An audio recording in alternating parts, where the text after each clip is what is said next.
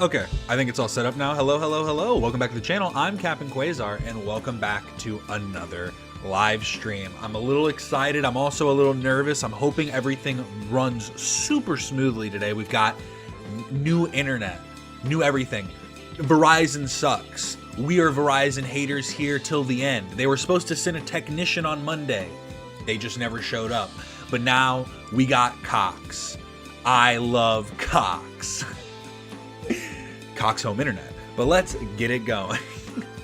We've got a great stream ready to go. So much to talk about because we've had so many days. My cat has something to say. What do you have to say? Nothing? Oh, he's just mad, I think. But yes, we have so much to talk about. It's been a while. I've missed so many days. It's been frustrating, but we're here now. I'm gonna cut the music. We are so back. Just cutting the music there. Dump them out already. Still purple, thank God. The internet didn't seem to fix that. That just kind of was it's a remnants, you know what I mean? But we have some Instagram posts, some Reddit posts, and some YouTube videos to check out for the day. It's probably going to be a bit of a longer stream. This is an off day, technically, but I'm trying to get back in the rhythm, and I wanted to do this as kind of a test stream to make sure that I'm good to stream. That way tomorrow goes off without a hitch. But that's all the hopes. Let me know if there's any issues, because I'm just watching my kilobytes per second down here, hoping for the best. Every time I've done an internet speed test, it's Denims does own. Denims owned me. Denims owned you, little bro. That's what I said in the mirror. But we do have a fun poll for today. And it's based on this Instagram post that I saw. The pizza pasta debate nearly tore us apart. And I think it's an interesting debate. Devin, you can make a pasta. You can make pasta in that kitchen that is better than pretty much every pizza you could order around here. No! Yes. So here's my thought. The best pasta will probably beat the best pizza, but I think you'll get more consistently good pizza than good pasta. There's more terrible pasta out there than there is terrible pizza. Like all pizza's decent, but there's some pretty bad pasta you can get. This guy he was not feeling it at all. And see, here's what I'm wondering though, is how do I turn this into a poll? Because it's pizza, pasta. What I need at least one other option. I guess I could put an I don't care, but I feel like there should be something else there. Calzone? Is calzone just a rolled up pizza? Denims don't even know you, little bro. Oh no, I need to take her out of the thumbnail now. Internet tough guy, have you had these just loaded up, ready to go? You're like, I gotta use them all now. But I think I'll just make it pizza, pasta, and I don't care. Which is better? Which is better? It's gonna be pizza, pasta. I hate both, or I don't care. I think that's fair. Which is better, pizza, pasta, I hate both, or I don't care? Oh, yes. I need to try that pasta. Who can make it? I need to try that pasta. Yeah, exactly. Like a good chicken parm. Like, it's hard to get a pizza that's beating like a top tier chicken parm, but like now a chicken parm pizza. Now we're cooking with fire. Something to think about, you know? You just combine it. A pizza pasta? Is that sacrilegious for the Italians? For the Catholics? I should know. I like both, though. But that's the thing. If you like both, I feel like you should probably have a preference. If you don't, you gotta dig into your psyche. Figure out your dilemma there. Maybe you need one of these. I've been getting a ton of like chiropractic and people getting hurt basically by these pseudoscientific doctors. And here's the thing. I have really bad back pain. I kind of want to go to get a massage done one, but if that doesn't work, then maybe I'll go try a chiropractor or something. But if they start trying to hang me up upside down and like, I don't know. I think that we need to kind of cut things off kind of quick. But I don't know. It seems like he likes it. So to each their own. Oh! Oh! Breathe. Oh! Breathe. Oh! Pain here? Yes! Breathe. Oh! Oh! Oh! You're good. Oh! Oh! Breathe. Okay, and I just want to tell you, I have 4 of these here, and they just get progressively worse as we move along. So that's the first one. And you might think, how can we get worse than this one? This is our next one where this guy's just getting his head yanked off of his shoulders. You hear those cracks though, it sounds pretty nice. Those definitely weren't added in post.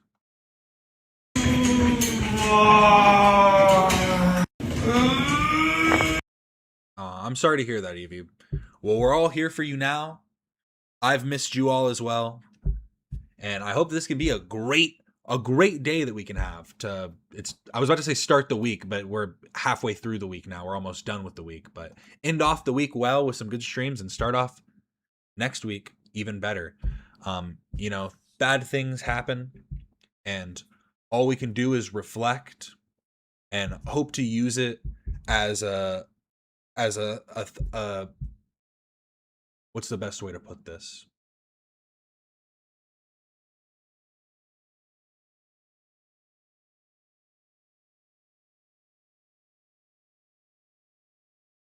A thoughtful inclusion in future endeavors. That's the way I think about everything. I saw, and we'll get to a post actually. The last Instagram post I have on here is kind of relevant to that, and I think that it's interesting. So we'll get into that in a minute. But first, we have to watch some people get their heads ripped off their shoulders. Don't become a TED Talker, Cap. I'll just stand there for like 30 minutes going, 1 second. TED, what does it mean?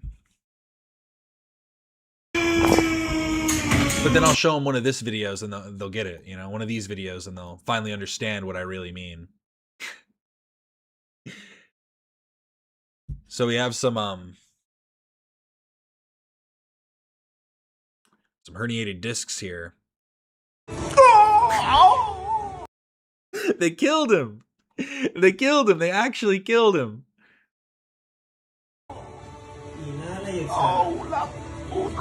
Almighty Buddha. ¿Dónde sentiste ahí? No sé, huevo, se me dolió mucho. They fixed him. They didn't kill him, they fixed him.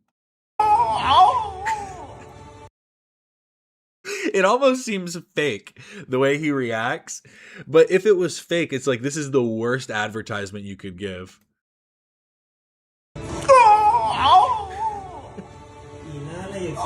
You know how they tell you like when you fall really hard you shouldn't get up quick because that can do more damage?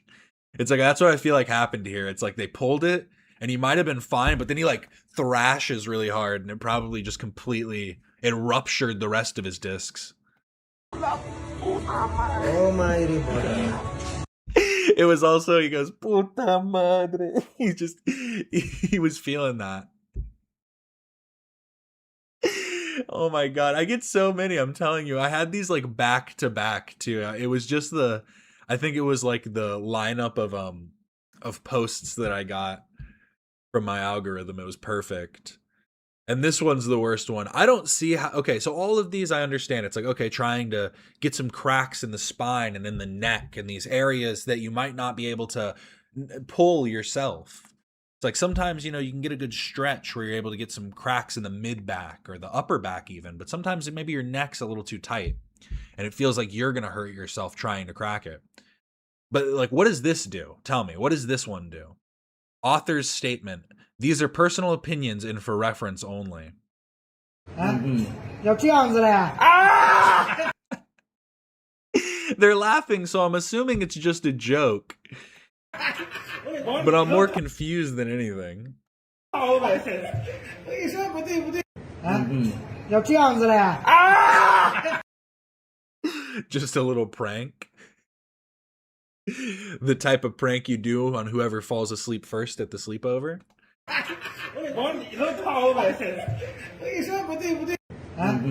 要这样子的呀？ Okay, maybe I need to specify. He's not like pushing his actual thumb tips. If you look closely, he already has them bent. So he's like just pushing, like it still would hurt so much. But like it looks like he's going knuckle deep into his eye.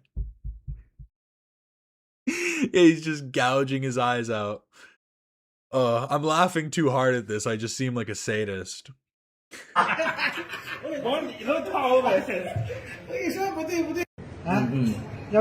is it masochists to get pain, enjoy pain of others? Whatever. Well, here's a good example of that. So this comes from a True Crime Redeemer. This was one of the craziest posts I've ever seen. True Crime Redeemer. Amanda Taylor, nicknamed the Selfie Killer, because she took a selfie of herself with the bloody knife, with the victim lying on the background, bloodied on the sofa, calls my podcast via video chat from her Virginia prison. We did Q&A as my followers sent questions they wanted to ask her. Here's a little bit of a speed round. First of all, I looked into this story because I was like, I remember that name. And yeah, it was... Now I'm going to butcher the story because I don't quite remember it that well, just from when I looked at this the other day. But she murdered her father-in-law because she blamed him for the drug overdose of her husband. It was like her husband died and she blamed his father for it. So she killed him and then took a selfie with the dead body. And this is the interview that this guy conducted with her. Ted Bundy or Jeffrey Dahmer? Ted Bundy. These are great questions. Also, like, what are we scaling them on? You know, maybe it's who's a more despicable human being? If it's fuck, marry, kill. Manson or Ramirez? Ramirez. I already knew that one. I love him. Gacy or... Did she say Richard Ramirez? Was it Charles Manson versus Richard Ramirez? Honestly, that's a terrible choice, but I'd probably choose Manson. I'd make him sing me songs. Or Kemper. Smash or pass. I missed that one, but she chose Kemper. Ed Gein Kemper. or H.H. Holmes. Old school. Gein. That's a weird one too. Her choices don't even make sense. I'm thinking that maybe she doesn't know who all these people are. Ramirez's breath apparently smelled like shit. Well, it's her favorite, apparently. Texas Chainsaw Massacre or Psycho? Texas Chainsaw Massacre, Yeah. of course. Friday the 13th or Halloween? Oh. That's a tough one. I skipped that one. No, you can't skip. I'm going to need an answer. Hey, man, don't be so picky with her. Don't be testy here. I guess you're over video call, so it's fine. If she was in studio, he wouldn't be pressing her so hard. Oh, no. And there is a correct answer. Friday the 13th? Yeah, good answer. I love Jason. Well, Jason or Freddy Krueger? Jason. Also, like, why is this turning into, like, horror? It started off with, like, real serial killers asking about, and, like, there's a lot more I feel like you could name. But then he just starts being, like, the lighter side of true crime. What's your favorite, so are you more of, like, a beer or, like, a hard liquor kind of girl? What do you think? Wine, maybe? Wine mommy? Is that the case? Yeah. H.H. Holmes was just Kevin McAllister, but with sadomasochism. That's what I'm saying. It's like there's a little bit of levity there. Why is he smiling ear to ear, bro? You're on the phone with a murderer. See, I think there are people that are interested in true crime and like the psychology of killers and stuff like that. Like I consider myself someone that's very interested in this idea. But I also think that when you start to look into serial killers and their victims and all of like the different like surroundings and happenings of like these people, you start to see the cult of personality that are built around them, and these people that are just these people that become obsessed with it. And it's like, and I don't know anything about the lighter side of true crime, but you know, it's like the making of a serial killer type of thing. It's like, well, I'm just obsessed with them. I don't see what the problem is. I just love to look at the ways in which they treat their victims. What's wrong with that? And it's like, no. I think the interesting part is, again, like the psychology of it and like breaking down the like one thing is like people that are actual like predators, and like the idea of like predation and where that stems from is kind of like an interesting like there's interesting case studies on that. But also like the making of a killer and like the ideas of like, is it nature versus nurture, and how much can nurture impact nature if there is like psychopath, you know, if there are tendencies that already are there, like how much can you nurture it out of them, type of thing. Oh, I didn't even see this. Yeah, featured on News Nation and Fox News. Yeah, that is enough. That is enough. See where this guy's coming from. Hashtag LARP. LARPing serial killers. I just walk around with the knife. I'm not actually doing anything. You know, I want to make Ed Gein style furniture, but I'm just using real leather. There's a disconnect there, you know. It's ethically sourced, don't worry.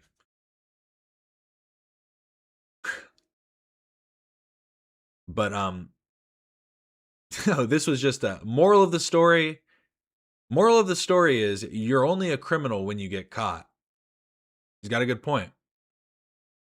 Stole my first car when I was 10, and I flipped that motherfucker, but it was right in front of my house. So I ran into the house, and I came out with everybody else trying to figure out what happened. So once the paramedics, the police, and the fire trucks got there and shit, I asked my sister to take a picture of me in front of it. And then my mama, she framed it because I got away with it. So Absolutely insane story. And this is why you never leave your car running when you're not in it. You never leave your car unlocked.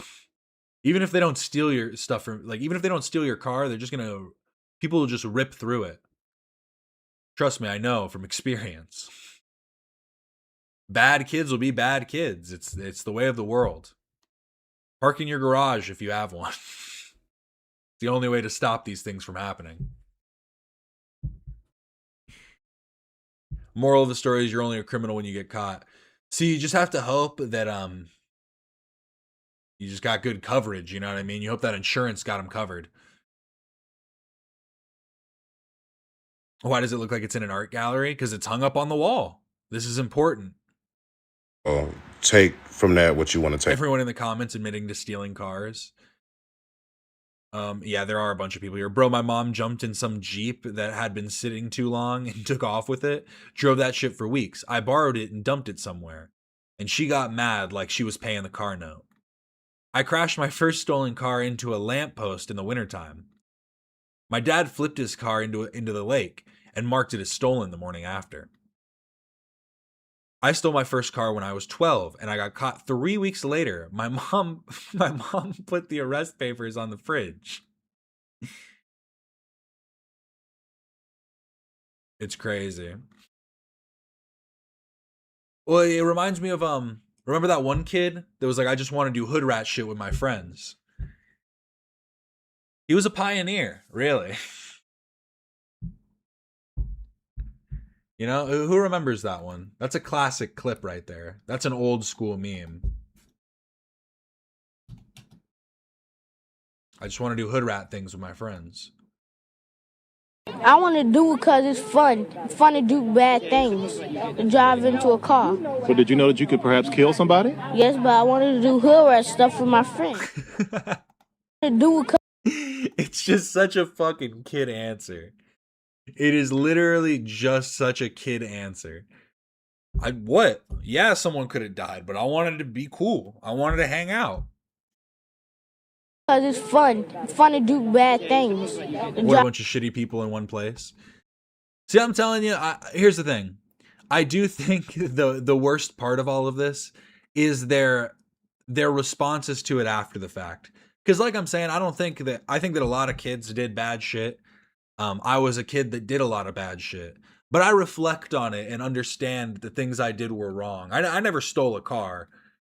But I will say that what's the statute of limitations? Real quick. Wait 1 second.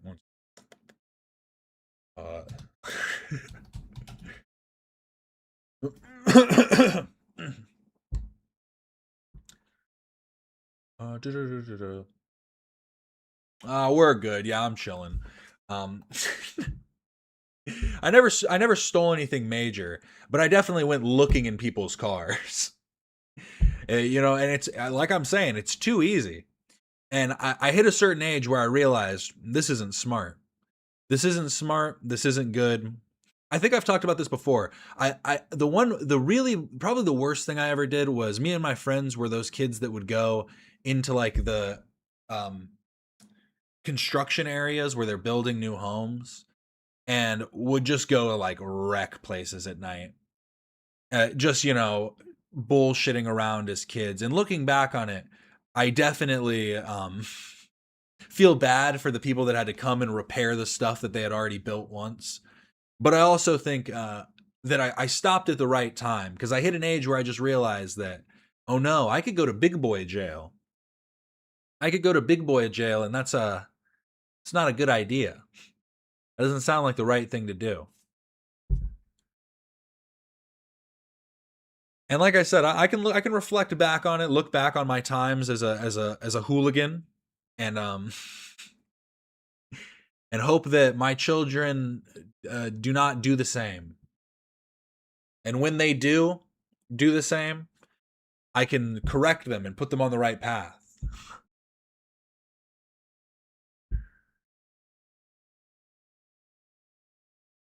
I'm sure I've unknowingly been in a stolen car. My high school friends were crazy. I learned empathy. See, I learned it in like at the end, towards the end of high school. You know what I mean? I didn't need to turn 30 first. I turned like 16, and I was like, oh wait, oh shit, that's crazy. You know what's funny too is I only ever went and did that. It was after the point when someone had done that to my car. Like I just lived in a bad area. I think I lived in the suburbs, but people just got shit stolen from them all the time. People got shot.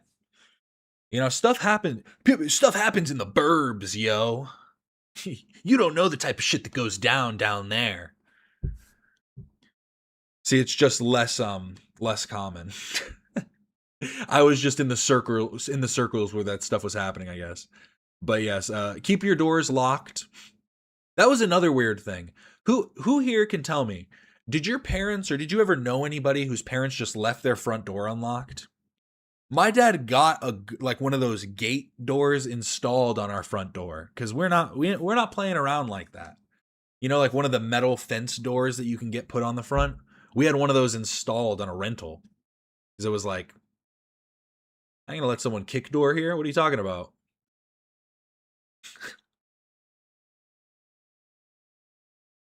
But I remember there were kids that would literally, I had friends who were like, oh yeah, we just leave the door unlocked. What? I would start fires. I wouldn't. But I'm just saying, someone would. Walk into, that's like something that would happen in Beavis and Butthead. Just like walk into a home and be like, huh. I'm pretty sure that's what happened in that episode where they started a house fire. I'm pretty sure they just I'm pretty sure that happens in a lot of episodes, actually. They just wander on in. My door was always unlocked, but I'm also old. See, I'm telling you, it's just too trusting. And even in a society where it's like, oh, we can trust our neighbors. Why? I can trust you until you're out of my, field of view. I trust everybody until they're behind me, you know what I mean? That goes for friends, family, whoever. And, maybe that says something about me. Maybe I'm someone who can't be trusted. I don't know. But I also think that I'm honest. So that's where I stand, I'll tell you the truth. If I ripped you off, I'll let you know. I'll laugh in your face. I'll point at you. Ha ha. I'm just kidding. I'm going on this for too long. Let's move on. Let's move on to some pancake flipping. Who wants their jacks flipped to them like this? How many you got? Two, please. There's one. There's two. Oh, you almost snagged it. In my country, people who lived through the dictatorship talk about not locking doors, windows, gates, In the context of them being forced to not lock the gates, or after dictatorship, wanting to live in a society where they don't need to. Because after a dictatorship, I'd be like, fuck you guys, I'm locking my doors. Ain't nobody coming in now. Not the government, not you guys, whoever. We're keeping these doors locked.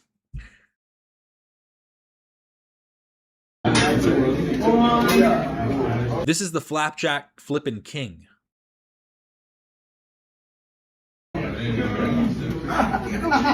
It's Chris Cakes. From St. Louis. I was gonna say, I think that's St. Louis. STL. I killed it. No, I'm good. 1,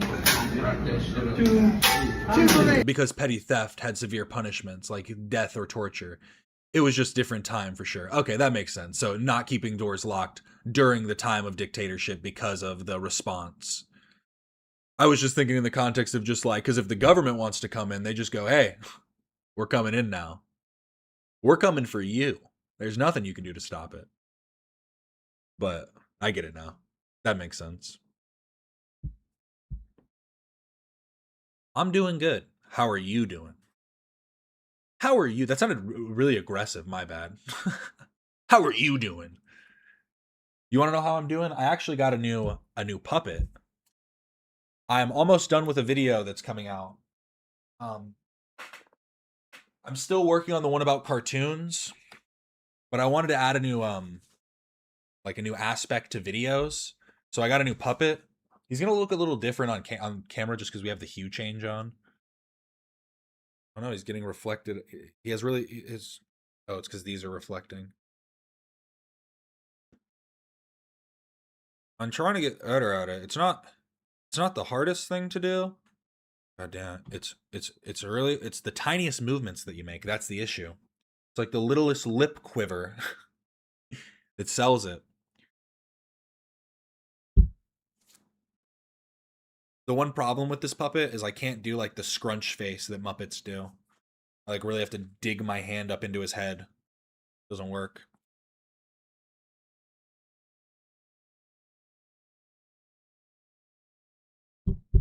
He's pretty good.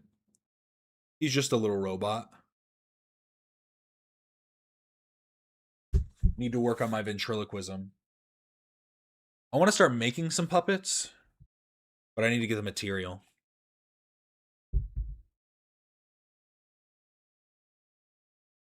You're in purple face? Canceled. You got me. You know what I'm doing? I actually do this for a reason. This is actually done to break down the barriers when it comes to racial division. Some people see people and they click on certain accounts because they think that they are part of some type of they're part of their racial group. But I'm trying to break away from that. Woke. My hair looks like a mullet right now. It looks really bad. It's getting long. Need a trim. Oh, here's Charlie Kirk Fangirl 88. This is when we get into music, I think. But Charlie Kirk Fangirl 88. We are Charlie Kirk, we carry the flame. We'll fight for the gospel, we'll honor his name. We are Charlie Kirk, his courage our own. Together unbroken, we'll make heaven known. And for a minute, I thought that this account was satire, and maybe it is satire. I think it is, actually. She said she's 14. Is she 14? Maybe she is 14, actually. It's possible.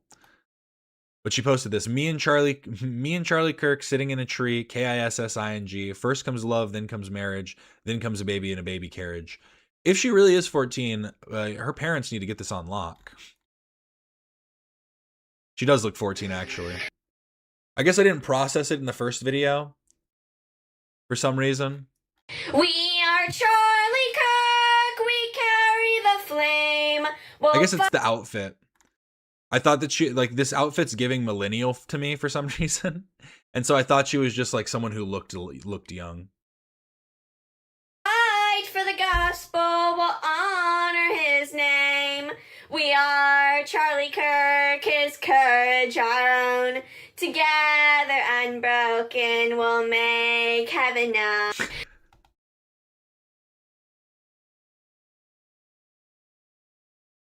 From Anna. Merry Christmas, Lily.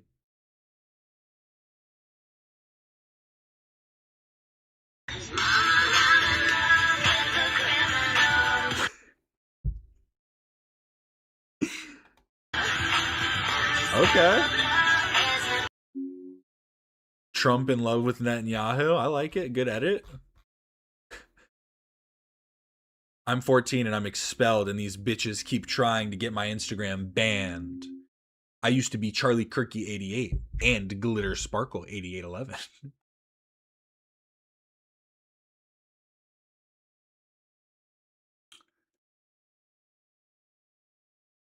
The 88, I'm realizing. Because I thought for a second maybe it was just because of but she used it in this one too. Neo-Nazi 14-year-old Charlie Kirk fan?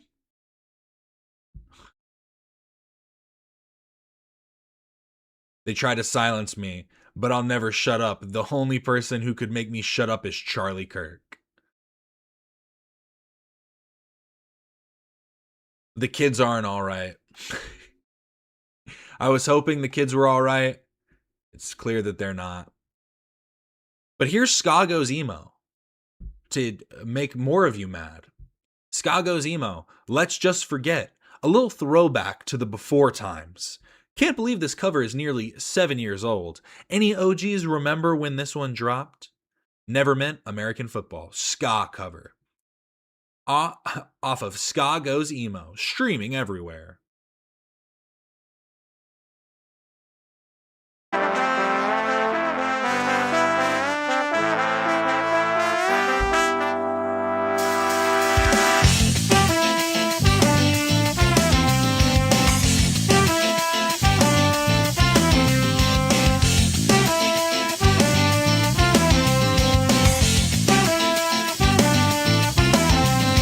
Let's just forget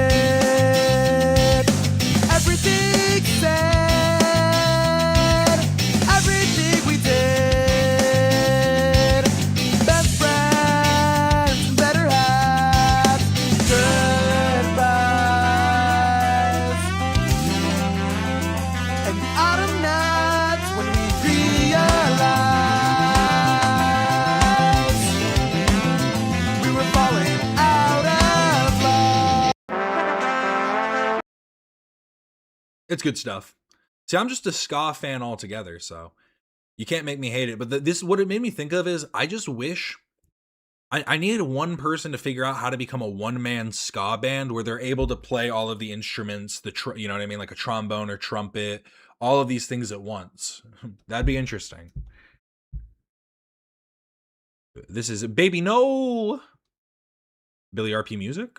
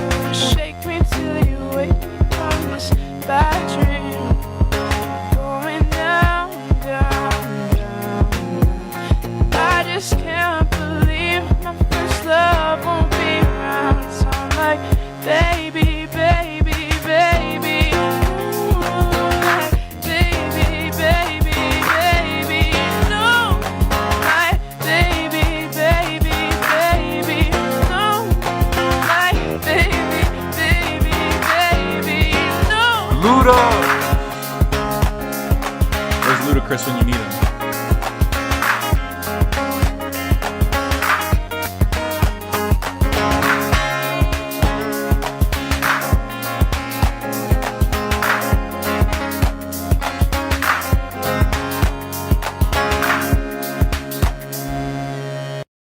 So true. That is something that Marceline would play.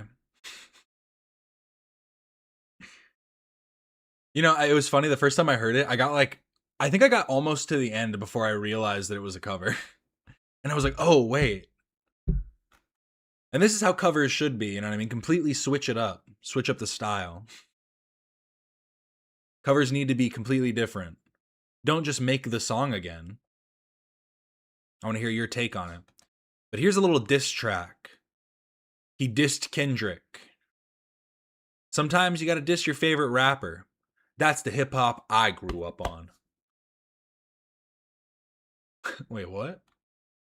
I ain't Jermaine nor the other clown, I'm here to get down. Change the game and free us from the chains that you still bound. Seen him at the Grammys making Dre and Lucy proud. Let me keep it down, cause it look like that's your people now. The revolution can't be televised, you gotta burn it down. Fashion shows in European clothes, you think that Malcolm proud? Guess the hex he put up on your future never came around. I could raise hell and be in heaven right by sundown. Joey threw shots, you ain't respond because you're not allowed. Unless it's for a rollout.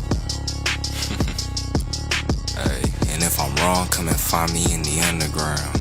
I ain't Jermaine nor the other clown, I'm here to get down. It sounds like he's running away from the beat. Change the game and free us from the chains that you still bound. Seen him at the Grammys making Dre and Lucy proud. Let me keep it down, cause it looked like that. Shout out J-Badge. Do you think Kendrick's gonna respond? Kendrick's been real quiet since this dropped. I'm just gonna say. Something to think about. Something to think about. The glare in the room brought me back to this one family.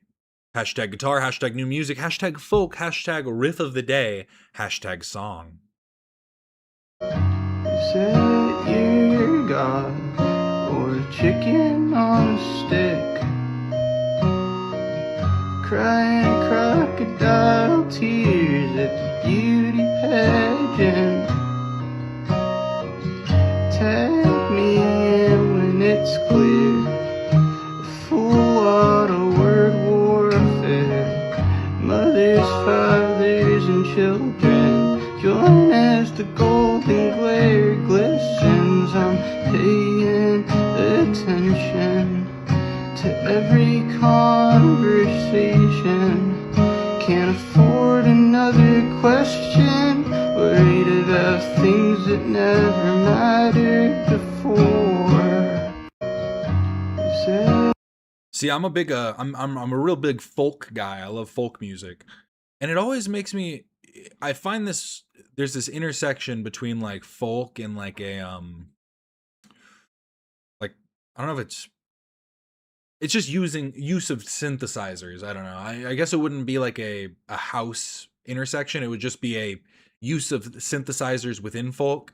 And I guess that is just like the evolution of the genre and the way that it would move. But interesting. Interesting, and I like it. Is that Vosh? Vosh wishes. Oh, and then when I was in middle school, I was in 5th grade. I played the cello. Never played it like this. And I didn't know you could play the cello like this. Pretty good stuff. A song about always prepping for the worst, plus a rattly cello riff at the end. Folk is white people soul music. I mean, kind of. In the best way, you know what I mean? There's parallels there in some regard. If I'm not telling my body, then I guess it goes to waste. I'll have nothing left to bargain, so I'll monetize the freckles on my face.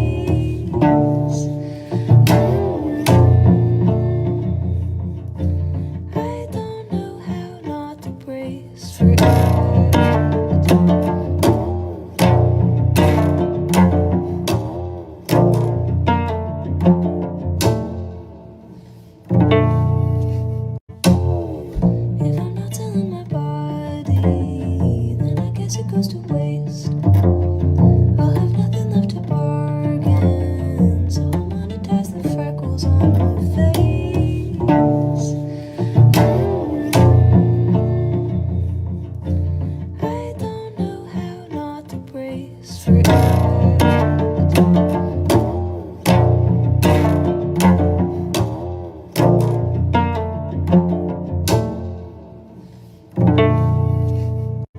To hear it again. And because you asked, am I into country, not the MAGA talking about beers and tractors, but actual country.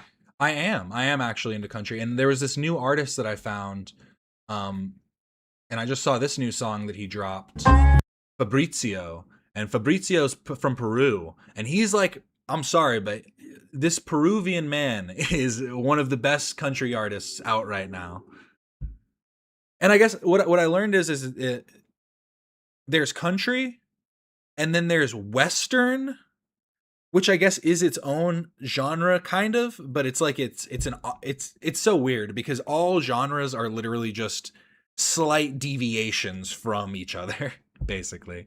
But Fabrizio is my recent GOAT. And this is the type of country that I like. A lesson that you never learned is due. So pull the weed out at the root. Take the burden off of you. Let being sober be your cure. Just some good stuff. He's been getting a lot of AI allegations, but he also made it a very big point to like come out against AI because of that. Because some other people were taking his music and using AI and then like making new songs with his voice too. It was crazy. And he learned to speak English 9 years ago. Okay, doesn't suit you anymore. And when you learn that, you can hear it. Like, you can't hear it. There's a few songs where his accent isn't as noticeable, but you can definitely hear that. I think that he probably learned a lot of his like his dialect and his speaking from music, I feel like, just because of the way that he pronounces words. I don't trust this one's my favorite. God or its intentions for my life. Wakes up the ghost that my father left behind. And if I must turn to my old deranged ways, get rid of the body before this whole goes to waste. I don't try. Check out Nathan Evans Fox. I haven't heard of him, but I will.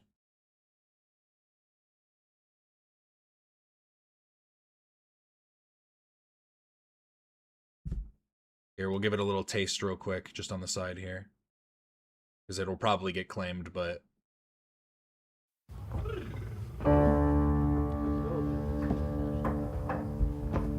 See, I think there's a place where the problem is it does get, like, diluted. When the Lord comes back, ain't gonna be no cops. You can cook your own, you can smoke your crops. All the boys gonna wear the pretty things. When the Lord comes back, ain't gotta prove a thing. When the Lord comes back, I'm gonna drive real slow. Gonna go wherever the Spirit goes. Gonna dog and piddle and talk and cuss. Well, ain't no boss gonna make a fuss. When the Lord comes back, I'm gonna drive real slow. Well, every high place gonna be brought low. Every high place gonna be brought low. When kingdom come, no one for nothing. See, that's the thing. This is what I mean. It's gotta have a purpose. Old country was about, you know, either breaking away from society, doing your own thing. You know, it was about living to your code and knowing what that code is. And it's still out there. The spirit still stands. But shout out. Thank you for the recommendation. I need to do another music stream soon. I haven't in a long time. It's been a couple months now, I feel like. But that's something I need to get back into. But now we're going to get into... oh, no, wait. I did it again. No, I closed another one. Which one is it? No. Yes. And then this was the last Instagram post. And then we'll get into...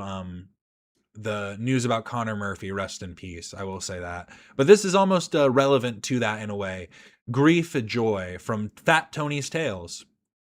Shout out Tony Vincent. Today, the 250th anniversary of the American independence, is also the 22nd anniversary since I learnt of my son's death. He was just short of 39 years of age and had died of a burst aorta, as my father had done when he was 45, and my male cousins and my uncles had also died. I managed to survive with the aid of modern medicine, but my son and I, sadly, were not on good terms with each other when he died. And the fact that I failed to rectify that situation by procrastination has worried me ever since. So I no longer procrastinate anything. I pay my bills instantly, I answer letters instantly, and I leave nothing unfinished on my desk. Anyway, happy anniversary, America. Today. And I think that there is joy to find within grief. And it is like he's saying, it is the effort to put forward afterward. And I think that Thanks for playing my song, Rec. Glad you're back. Thanks so much for the 199. The bonk over this was just, sorry, that got me a little bit. But I just think in general, there's always something to learn. And with the passing of people, because like it's been about a year since my grandfather passed away, and you know, I've definitely come around to it and had thoughts on it, processed different things, different angles about it, and can speak on it in a more thoughtful manner than I might have been in the beginning. And I think that what he's saying, you know, and this is just his grief showing up in the way that it is, his trauma that he is expressing. And I do think that he's trying to see the best outlook from it, and that's all you can really do in life. And honestly, just, you know,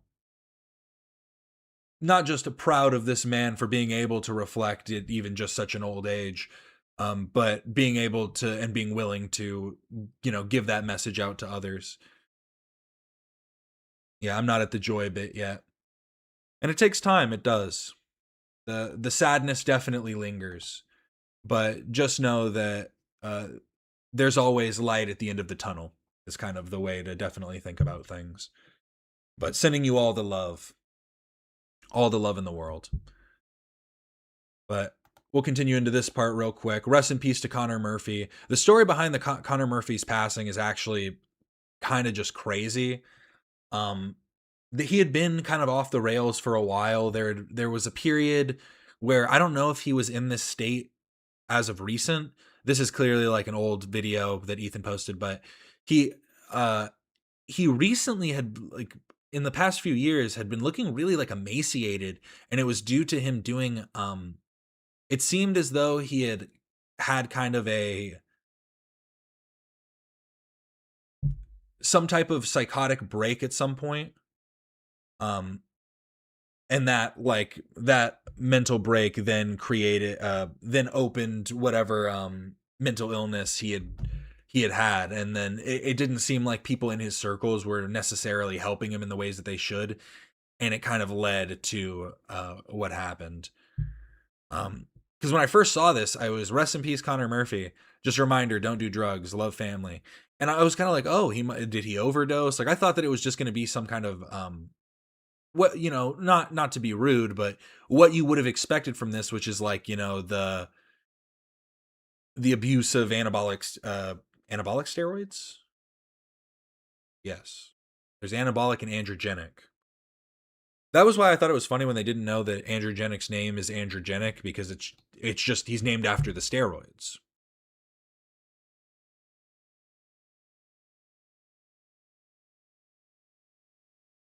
Bonjour, Captain. Bonjour, chat. My gaming PC is not working since the BIOS update. Troubleshooting right now. Send blessings. Sending you blessings. Damn. BIOS. It's the key and also a bomb. BIOS update. It's the key to a better life, but also a bomb to your computer.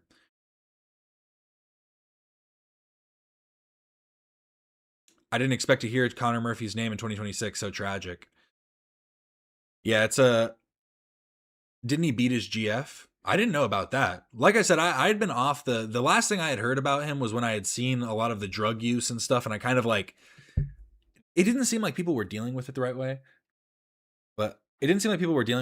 So I kind of like, just kind of I didn't want to pay attention to it too much, because it was like giving it more energy than other people that are in the circles feels unnecessary on my behalf. Like doing that from my perspective. But here's the official story. Looks maxing influencer Connor Murphy drowns after jumping in lake to avoid cops. Texas looks maxing influencer Connor Mitchell Murphy has drowned in Thailand after he was seen acting erratically and jumping in a lake to avoid cops, according to local reports. Murphy, who has 2.36 million subscribers on YouTube, was pulled from the lake Tuesday near his rental home in Samut Prakan, around 16 miles south of Bangkok. This is a crazy image to use. I'm sorry. Oh my God. Influencer Connor Mitchell Murphy, 32, reportedly drowned in Thai lake, and this is the image they use. Good job, New York Post. The 32-year-old self-proclaimed Giga Chad, or alpha male, had earlier sparked alarm with his erratic behavior as he argued with a security guard at the estate, according to the report. The chiseled content creator tried to flag down a car to get a ride, but the guard told the driver not to let him into the vehicle. Murphy then shouted at the guard and rolled on the ground, then fled the scene when cops arrived. He then jumped into the 30-foot deep lake before disappearing under the water. According to local media, divers searched the water for around 30 minutes before finding his body around 66 feet from the bank. There were no signs of assault, and investigators suspect he died from drowning, the report stressed. At 22 years old, his 22-year-old girlfriend said she had no idea what caused the outburst, but claimed he had previously splattered paint in the property while she was sleeping. So, like, this is what I'm like. I'm sorry, but this is just like a terrible thing to say. I don't know what caused this outburst, but he was splattering paint all over the place. And I just went to bed. Like he did it while she was asleep, but it's like I doubt this was just like the first thing that happened. You know what I mean? Like, I'm sorry. And I don't know their experience. Maybe he is abusive, like, but it's just like, just nothing in this scenario seems good. So he was dating a 22-year-old. He was 34 or 32, so he's 10 years older than her. The furniture and decor had been damaged. Thai outlet Thai Wrath reported Murphy had been renting the home for around 2 months. He last posted on YouTube 6 days before his death, where he claimed he was absorbing the spirit of Elon. He previously uploaded a video titled "A Day in the Looks-Maxing Life of Mandiblius zygomatus. Mandiblius zygomatus. A Day in the Looks-Maxing Life of Mandiblius zygomatus. What a name. Which racked up just shy of 120,000 views. Just last month, he shared a now chilling video where he was mirroring the view from the rental home, which overlooked the lake. The U.S. Embassy in Thailand has reportedly been notified of his death. He smeared poop everywhere, I heard. Well, she's saying it was paint, so I don't know. Maybe that too. I wouldn't be surprised. But this video came out from Androgenic. And I will say, honestly, I've been trying to give more credit to Androgenic because it does seem out of all the looks maxers, he is just like, he's seeming like he's trying to go down the right route. And you can think of it as like negative and negatively impacting others. But I don't know. It's like, it's this weird carve out that he's carved out for himself. And I think this one was a good example. I'll play this after, but here's what he had to say about Connor Murphy, because he's an actual friend of Connor Murphy's. As Connor Murphy's good friend, I want to come out and speak about what actually happened to him. When I was staying with him in May in Thailand, he started to talk about how he has this theory that gold is some gate-kept mineral by the higher-ups that allows you to tap into high levels of consciousness and other dimensions. The one asking out underage girls on cam, Androgenic did what? I didn't know about that. Okay, if that's the case, then I'll just I'll retract my prior statements. Never heard about that one. If you ingest it. Weeks later, when I'm no longer in Thailand, he gets back on this narrative and he starts melting gold jewelry and injecting it. And so apparently, and again, his girlfriend is saying she didn't notice anything. She didn't notice what would have caused this. What was happening? And he was injecting gold. Shortly after, he started to... Yup, injecting that much is literally a pain in the ass. I've injected probably 300 milliliters total over a few days. I ordered an IV. I think that will be much more efficient. But absolutely, I'm feeling the benefits. Clear cognition, FOV expansion, so that's field of view expanding, and back pain completely gone. I can't fathom what could happen when I get more in my system. I'm trying not to get too grandiose, but it's tough. Claim that it was giving him superhuman abilities, larger field of view, superhuman athleticism, vision, cognition, all of this kind of stuff. And within a matter of weeks, according to his close friends, he basically descended into madness. And maybe substance abuse triggered some underlying mental issue. It sounds pretty serious. No, it's been the case, and I don't even know if it was necessarily, I guess it was, because I was going to say it's not necessarily substance abuse because I was thinking about the steroid usage, but I think that it was probably substance abuse from he was doing psychedelics for a good minute. I don't know if he was still on that, but there was like a whole thing about him being super clean. He's like, I only eat these specific things and I'm doing psychedelics. And he was trying to expand his mind and stuff. Bro got a real life field of view slider. Yeah, that was the part I was confused about. It's like, what? You're just seeing you're seeing past everything. He went a little cockeyed. He just went a little cockeyed and was able to see a little bit farther out. Just painting on the walls of his rental house with gold. He was taking some substances.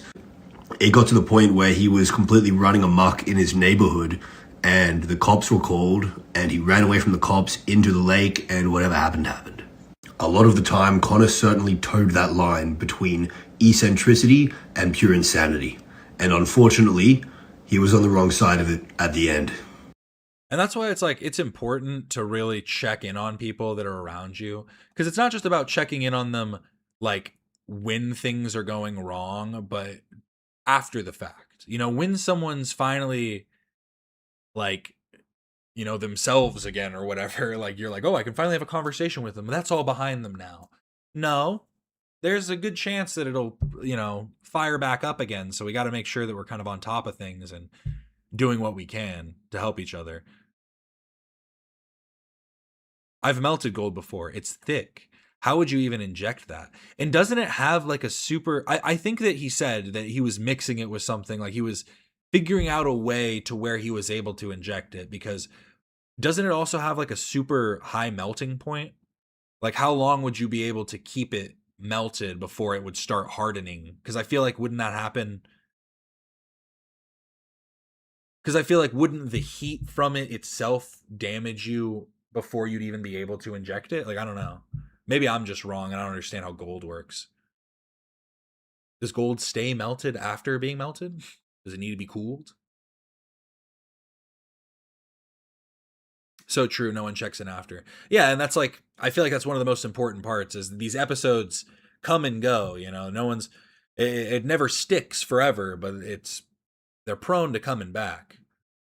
Probably a mixture, yeah. Yeah, over 1,000 degrees. Yeah, that's what I was thinking. Is like straight like melted gold would just straight up, you just be like, ah, you just immediately start writhing in pain. But now I don't know about androgenic messaging, talking to underage girls. You're gonna need to fill me in on that one. But I was talking in the perspective of purely in the looks maxing community. Let me undo this this repost then. I said common androgenic W. Oh no. Let me just undo that. Do that one real quick. But I thought this one was a good for the case of all the alpha bros.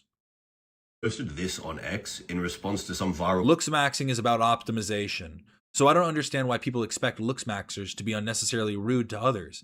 Being rude is a status minimizing action, which is anti-optimization. And being rude is caused by hating disgust, which is a negative emotion that I actively train myself not to feel unless absolutely necessary. Looks maxing, status maxing, and mind maxing. So he doesn't have hatred or disgust for anyone.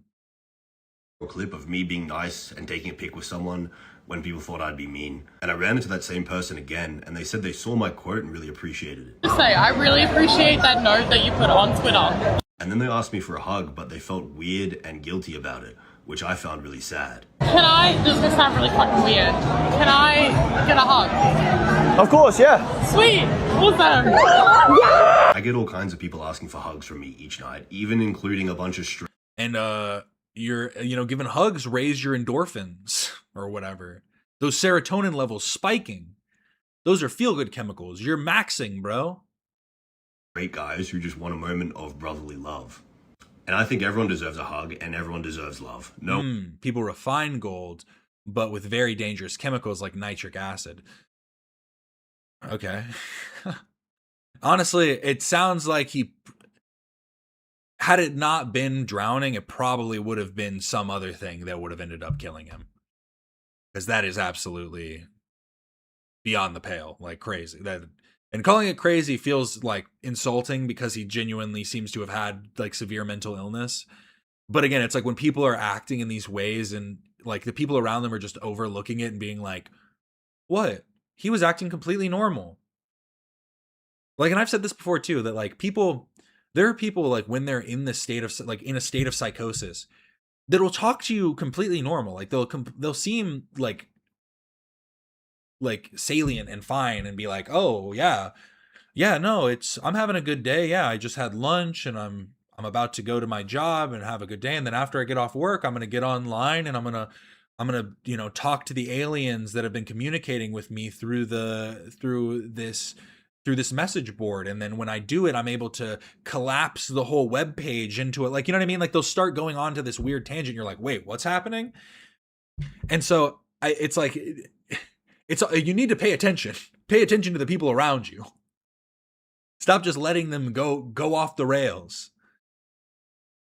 Rest in peace to Connor Murphy, the original Looks Maxer. He's not the original. There was a lot before him, but one of the OGs.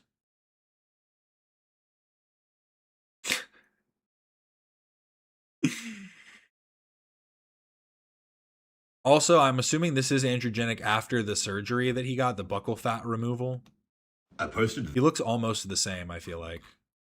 Like, I feel like there's very little difference. I'm no longer in the US, and I'm not sure how much I can say, but I can say this situation is fucked. Stay tuned. See, I feel like he's just shitposting half the time, because it just looks like he's trying not to laugh through every post he makes. In the US, and I'm not sure how much I can say, but I can say this situation is fucked. Stay tuned. Who will flex on top of Taco Bell now? I mean, to be fair, in the modern day, we have a lot of options. Like I said, he was the blueprint. Connor Murphy was the blueprint. And here's just a little bit of news we'll go over. Extra Emily has a near miss. We talk about a lot of, I feel like live stream fail is mainly filled with like Hassan Destiny drama. They've started putting in some H3 drama too. And then people getting in accidents on Twitch. Like people getting in car accidents on Twitch. That's like a big portion of live stream fail at this point. And I feel like I'm sorry, if you're like, at the end of the day, it isn't even about, oh, texting and driving, oh, this and that. You're just a boring streamer at this point. If you need to talk to chat, if you can't tell a 45-minute story while you're driving, what are you doing this for? What's the point of this? If you need to be like engaged with chat the whole time, no moisturizer, huh? Is your water clean enough for that? It's like they're just talking about some bullshit too. Like, sorry, pardon my French, but let's see what happens here. It's a near miss, so it's not an actual accident, but it could have been an accident and could have easily caused somebody else to get into an accident.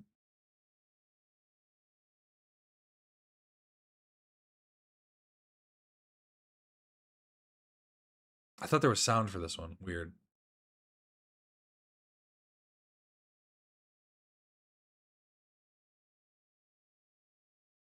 Yay, I got a subscriber. Hope the internet is better at the new job. Big ups. That's the hope. That's the hope. Internet's seeming good. Thank you so much for a member for 4 months. A Quasar's cadet for 4 months. You're gonna need a promotion. But yes. I don't know if it's like Twitch and YouTube need to just wholly ban like streaming while driving. Because I think driving streams could be interesting. Because like people like that atmosphere. People like road trips. People like that style. Like I don't think that's necessarily the wrong thing. But again, it's like you need to be able to have somebody else in your passenger seat and you guys just shoot the shit for an hour. Or you're able to go on long tangents by yourself. Yeah, she could have spotted it had she been paying attention. Also, is she just going like extremely slow? Or is this person like speeding like crazy? Because they pass her at like a pretty decent speed, I feel. Like they're in the passing lane, but still. I don't like that people stream while driving. Your attention needs to be 100% on the road. You're driving a death machine. Love yaps for so long without looking at chat, without chat even thinking about it. And exactly, it's like, I mean, that's the point, right? At the end of the day, like chat is for the chatters. It's good to have chat because it's good to get, to gauge where, the viewers are at. If people are enjoying what you're talking about, if people like the topics, that's cool. But specifically for driving streams, I feel like it's like, I don't know. Got to be on the ball. Got to be on the wheel. 10 and 2. Also, I don't know if it's just the angle from inside the car. Why does it look like she does like a huge swerve? Am I crazy? Like, look at the car.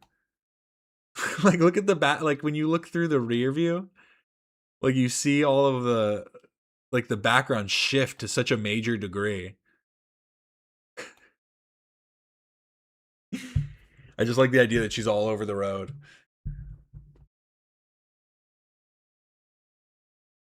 I like that you chat with us, but you always bring something for us to talk about. Exactly. You can't let chat dictate everything. You let them do it sometimes. That's what the polls are for. And then the next thing, again, this is an old topic, but it's something quick. Clavicular kisses a trans woman and loses 500 viewers in the span of 10 minutes. You can ask wherever you want. It's no disrespect whatsoever, but are you? No.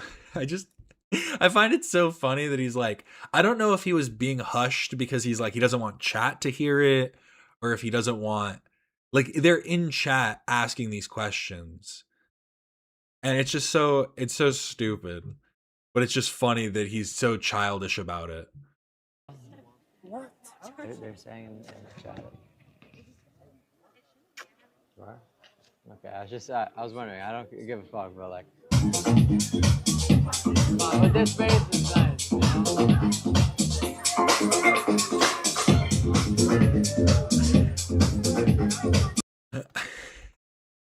I just find it so funny because this image of them together, it's like Clavicular at the end of the day, he just wants to fit in with the Europeans. That's all it is.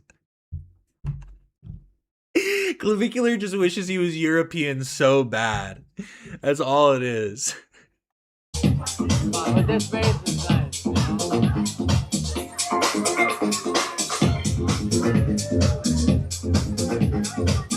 Let's go! Let's fucking go! Surprise transphobia, what else is new? It's just, it's funny because it's like, he clearly doesn't care. Like, it's not something that he cares about, but what he cares more about is his image. It's like he cares about his image, so it's like he cares about what the viewers are gonna think, what people are gonna think about him, and like that's the actual thing. But see, it's like they're feeling each other. They were into it. Like, look, she's biting her lip. Like, she's like, they were into it. Come on.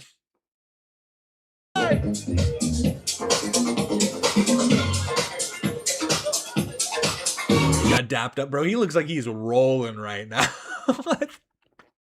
I don't think I watched the full clip all the way through the first time. Look at his eyes. Yo, oh my God, he's off something for sure. He's rolling hard.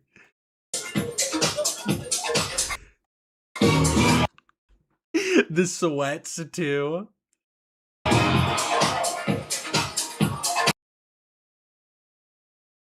True love found at the club. It doesn't happen often, but when it does, it's a beautiful thing, you know? And it's just, and XQC had something to say about it too. And it's just so funny to me because, again, it's like these people, it's so clear that they themselves do not have a problem. Like, they understand their own sexualities and don't, it seems that they would probably be fine with being with trans women. You know, and it's like, it's just such a, I think that at the end of the day, it just showcases the shallowness of people, you know what I mean? Like, it shows how shallow you really are. Cause like, I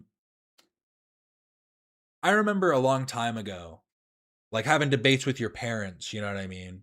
And the idea, and the one way that I was able to get my parents to like understand on some level, like, cause it was just debating, like, cause my parents are heavily Christian. So it was a long times talking about, you know, gay people being like adoption and stuff like that. And they never had a problem with it, but it's like the idea of marriage and the sanctity of marriage in a religious context is always what it devolves into. But I remember one of the things that I got them to understand though is it's like the idea of like adopting children and like that being fine, and like because my parents were like, I want to have grandchildren. And like that was like something that they would talk about, like that's something that they cared about. And it's like, so I would care, like I would still love my child if they were gay, but I want to have grandchildren, so that is something I'm going to care about. And the argument I brought up to them is, so what if I'm infertile? What if I do marry a cisgender woman and I am an infertile man who's not able to have children? Are you going to love my adopted children less just because they're not your biological grandchildren? And when I said that to them, I saw the look on my dad's face kind of go, no, like he was like, no, like, because of course not. It's like he's gonna love whatever grandchildren he has because that's the type of person he is. And it was just like, it's clear, you know what I mean? It's like this it's this ingrained sentiment that you're not looking past to actually see your own sensibilities. And it's like, so you're feeding into this thing that other people want you to believe and want you to think and want you to like follow down the route of, when there's clearly like these other angles that you're able to see.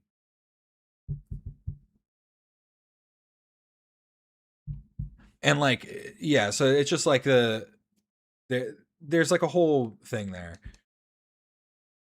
Yeah, if you can't tell the difference, who cares is also transphobic, by the way, because why do trans people have to pass to get basic human respect? Haven't seen a clip yet, but the title is pissing me off. No, yeah. That's what I was going to say, is the clavicular thing. It's clear that on some level XQC doesn't care about these things, but he's still feeding into these like transphobic talking points and these perspectives that are like antithetical to the like sensibility that he's having to the situation. You know what I mean? So it's like he's watching this and he's like, what's the issue? But then he's feeding into the transphobic talking point because it's the best way that he's able to like gain the approval of his chat. But yes. And that's the thing too, is like, yeah, trans people don't have to pass to be, you know, the gender that they are. And that's when it comes down to you, like individuals understanding their own sexual orientation and the actual things that they appreciate in individuals. Because it's like, do you appreciate masculinity or femininity? Are you attracted to the genitals in themselves? Is it like that you have a repulsion to a certain type of genitals? Like there's all these different like aspects to your sexual orientation. And a lot of people, like regardless of their sexual orientation, a lot of people very much just think about it on like a surface level, because there's also your like I think there are people that are like there are a lot of people that are bisexual that end up being heteroromantic. You know what I mean? Like that ends up being something as well, where like and honestly I've seen it a lot more with bisexual women, and then that becomes like where a lot of the bisexual erasure comes from, because you'll have like a bisexual woman that like is more heteroromantic and it ends up being involved more romantically with men, and then people try and be like, oh, she's not really bisexual, she doesn't really like women like that, yada yada. And I think that's like an interesting thing to think about as well. Just another day being trans, existing. Thank you so much, Captain, for being a true ally. I've expressed gratitude before, but it's genuinely so meaningful to me. I appreciate that. I try my best, because my whole thing is like, I just hate bigotry. I think that all people, I believe in life, liberty, and the pursuit of happiness. All humans are created equal. You know, I believe in that to the core. No, but like at the end of the day, it's like, I'm not even just thinking about it from like a feelings perspective. All of these things are just like rational perspectives to me. Like that all makes sense in my head.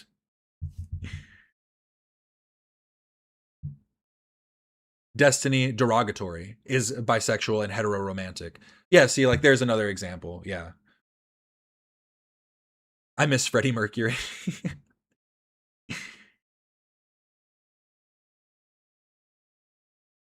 It's really hard.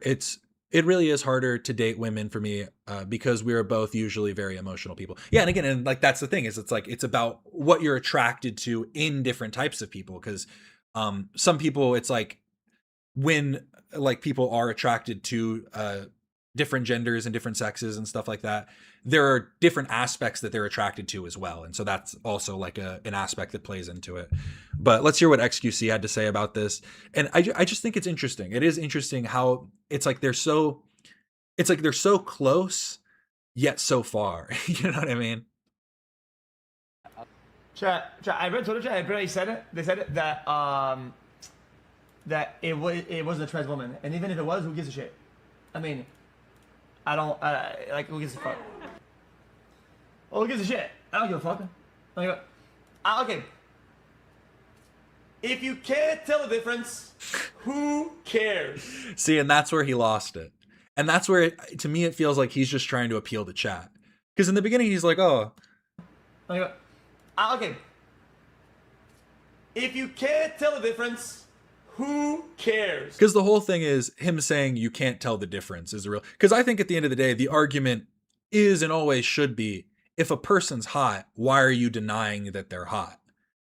But he's feeding into the transphobic like take on that perspective, which is just, I think, just to appeal to his audience. And with the stretch, again, my body language analysis, you see the angle he is here. He's leaning back. He's afraid. I lean in. Yeah, that doesn't matter. It's just stupid because basically what he's just saying, what he's just arguing here is it's just like, it's the same as just going, if Clavicular had kissed a cisgendered woman and just gone, Clavicular or XQC going, but she's ugly though. Like, you know what I mean? It's just stupid. It's like, that's a stupid argument to make. Like, that's all you're saying.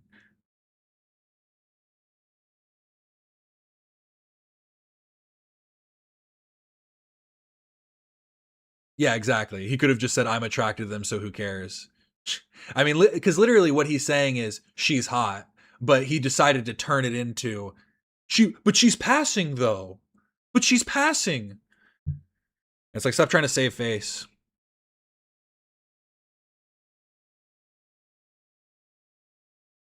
I'm upset that Ethan is still reading HP to his kids, but at least he doesn't try to appeal to transphobes. Oh, Harry Potter. Sorry, I was confused for a second. I was like, HP. I still think it's funny that it's still one of like the funniest like evolutions of a person is creating Harry Potter, turning Dumbledore gay, making all of the right wing mad. Just post everything being like, you didn't know Dumbledore is actually gay. And then being like, and actually I hate trans people. Like, and then adding that part into, it's just like, what? It's like, you just wanted to piss everybody off. You wanted to piss off the left, the right, and the people who hate nerds. There were a bunch of people who were just like, I already fucking hated Harry Potter.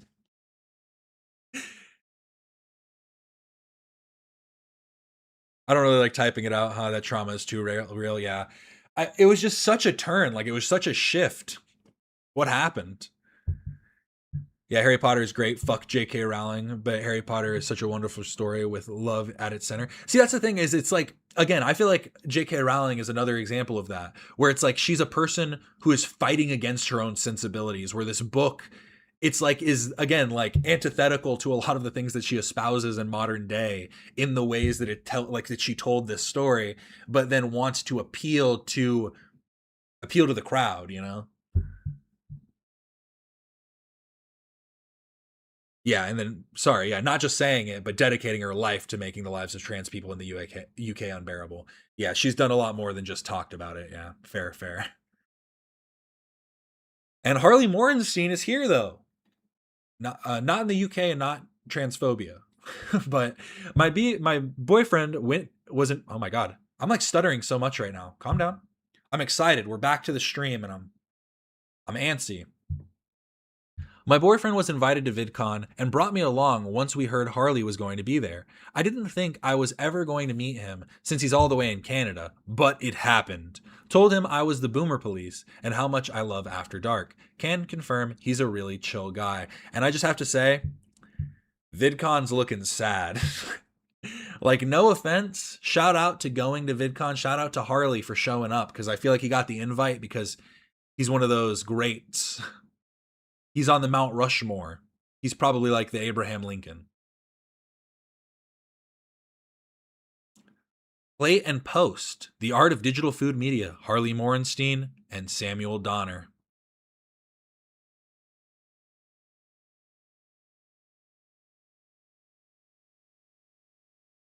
Look, this guy knew. This guy knew who Harley was. And I'm not, maybe this was just early in the event, but it looks dead. I went to a small anime convention in Arizona, in Phoenix, Arizona, a small little anime convention, and it was more packed out than this.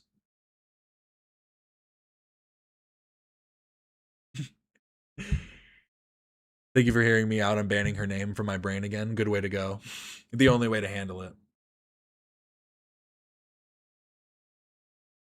To me, his response excludes people who aren't conventionally attractive or who are just starting their transition journey. No, exactly. And that's what that was my point against XQC, is it's just stupid, because basically he's just going like, he decided to say, but she's hot, in the most transphobic way possible. Like, that was what he did. Instead of just being like, she's pretty. Like, what are you guys talking about? Like, you guys are all acting crazy. You think she's pretty too. Like, that would be the argument to make. This is a beautiful woman, and you're all crazy if you're going to try and deny that. That would be the argument to make. But he decided to take that and then turn it into a transphobic argument instead. No, guys, I'm one of you. Harley is a beautiful man inside and out, if you know what I mean. The Bow and Dumpling Festival out here goes harder. I mean, look at these. Look at all these empty seats.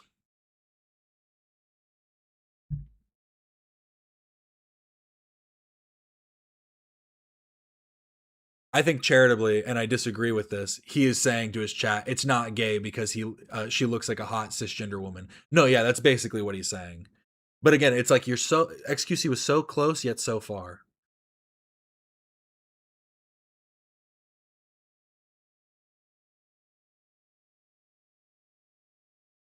Some people will transition and never pass, whatever that means, even after many years of HRT. Not everyone is willing to have surgeries just to adhere to cis beauty standards.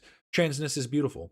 Yeah, and I think that it's like there's and again, that's why what it comes down to is you just understanding, like, people understanding their own sexual, like, preferences, and just understanding where their lines are and where they draw the line in the sand. Because it's like, because again, it's like you can be like, you can be like into like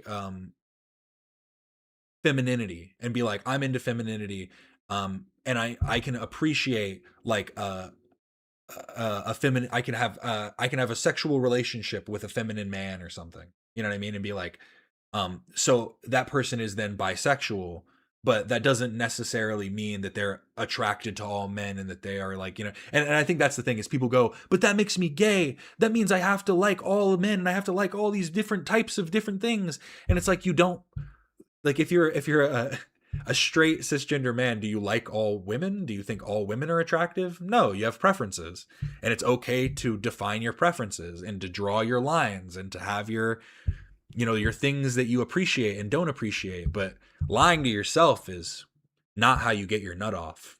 That's for sure. And this empty con is not how you get your nut off either. Shout out Harley, though, for going.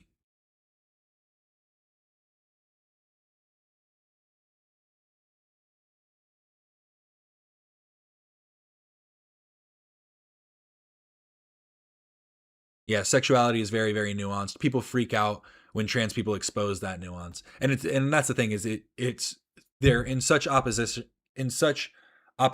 to people transitioning because it exposes that nuance, because it makes people feel uncomfortable. When it's like before, they'd be like, well, I just saw that guy and I just thought he looked hot because I saw him from the wrong angle, so it's like, I'm not gay. And it's like, no, you thought that guy was hot, so shut up. So shut the fuck up. Why are you lying to yourself? But now it's like it's like they can't deny it at that point, and then they can't deny their own.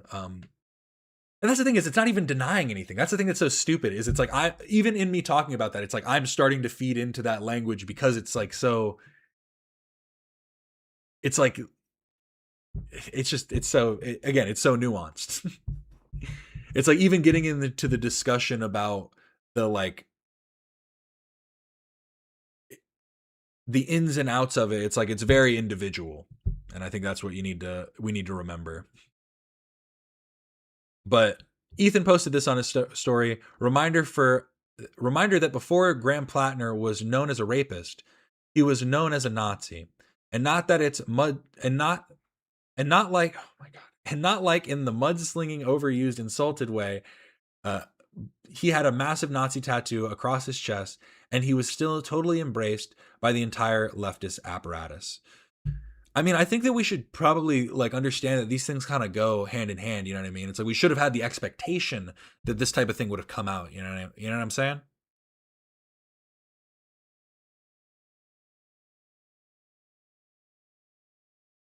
It's like I think that when somebody is a closeted neo-Nazi, they're also probably a closeted abuser as well. We should start using closeted in that way, you know what I mean? Use it for all the nefarious things that people do. Nefarious. These are actually nefarious. But no, it's like a I think that they do go hand in hand though. It's like it's like, do you think that somebody that doesn't understand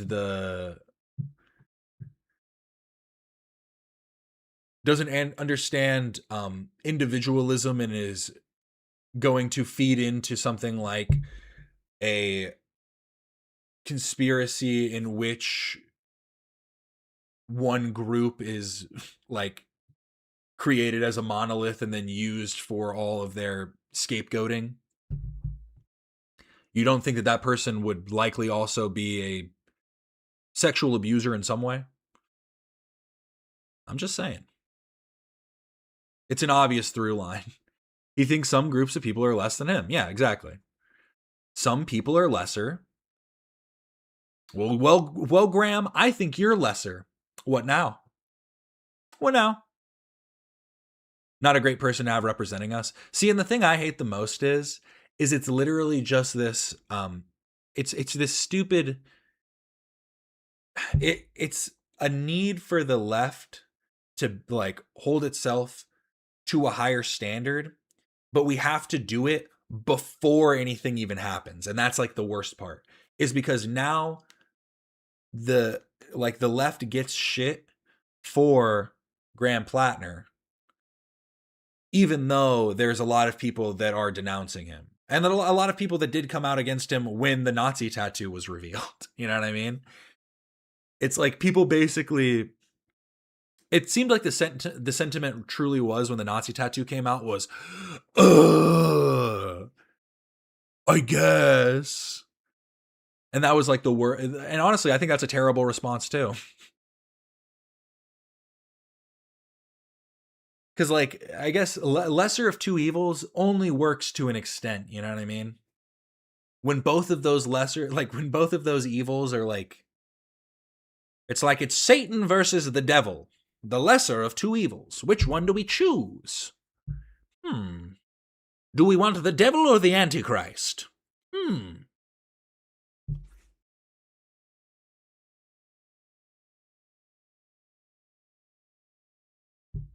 My best friend lives in Maine. Shout out Maine. Shout out Maine. Maine's the first state. It's all the way over to the right.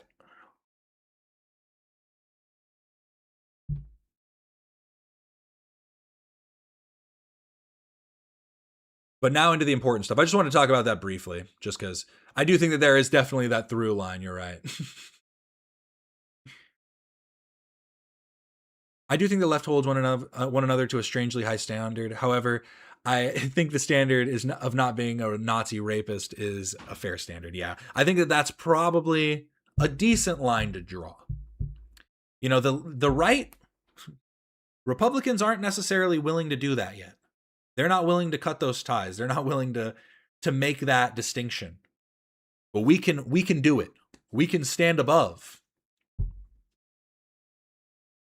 But like I said, I think that the worst part is that it's like when you have one side that's so willing to just accept its most, like all of its evils, just go like, yeah, we're evil. What about it? It's better than you guys though. Haha, but you guys are stinkers. We don't like you. So we're allowed to be evil. It's like when one side does that, it's so hard for us to do anything.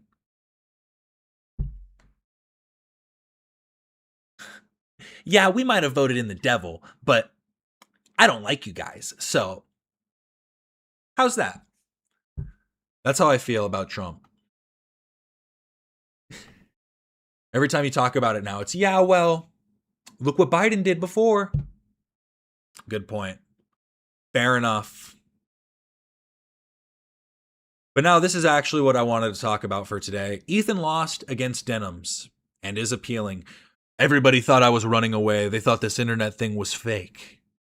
It was so funny. It made me remember, it reminded me of that comment that I got where that person said that I'm just running away from these talking points.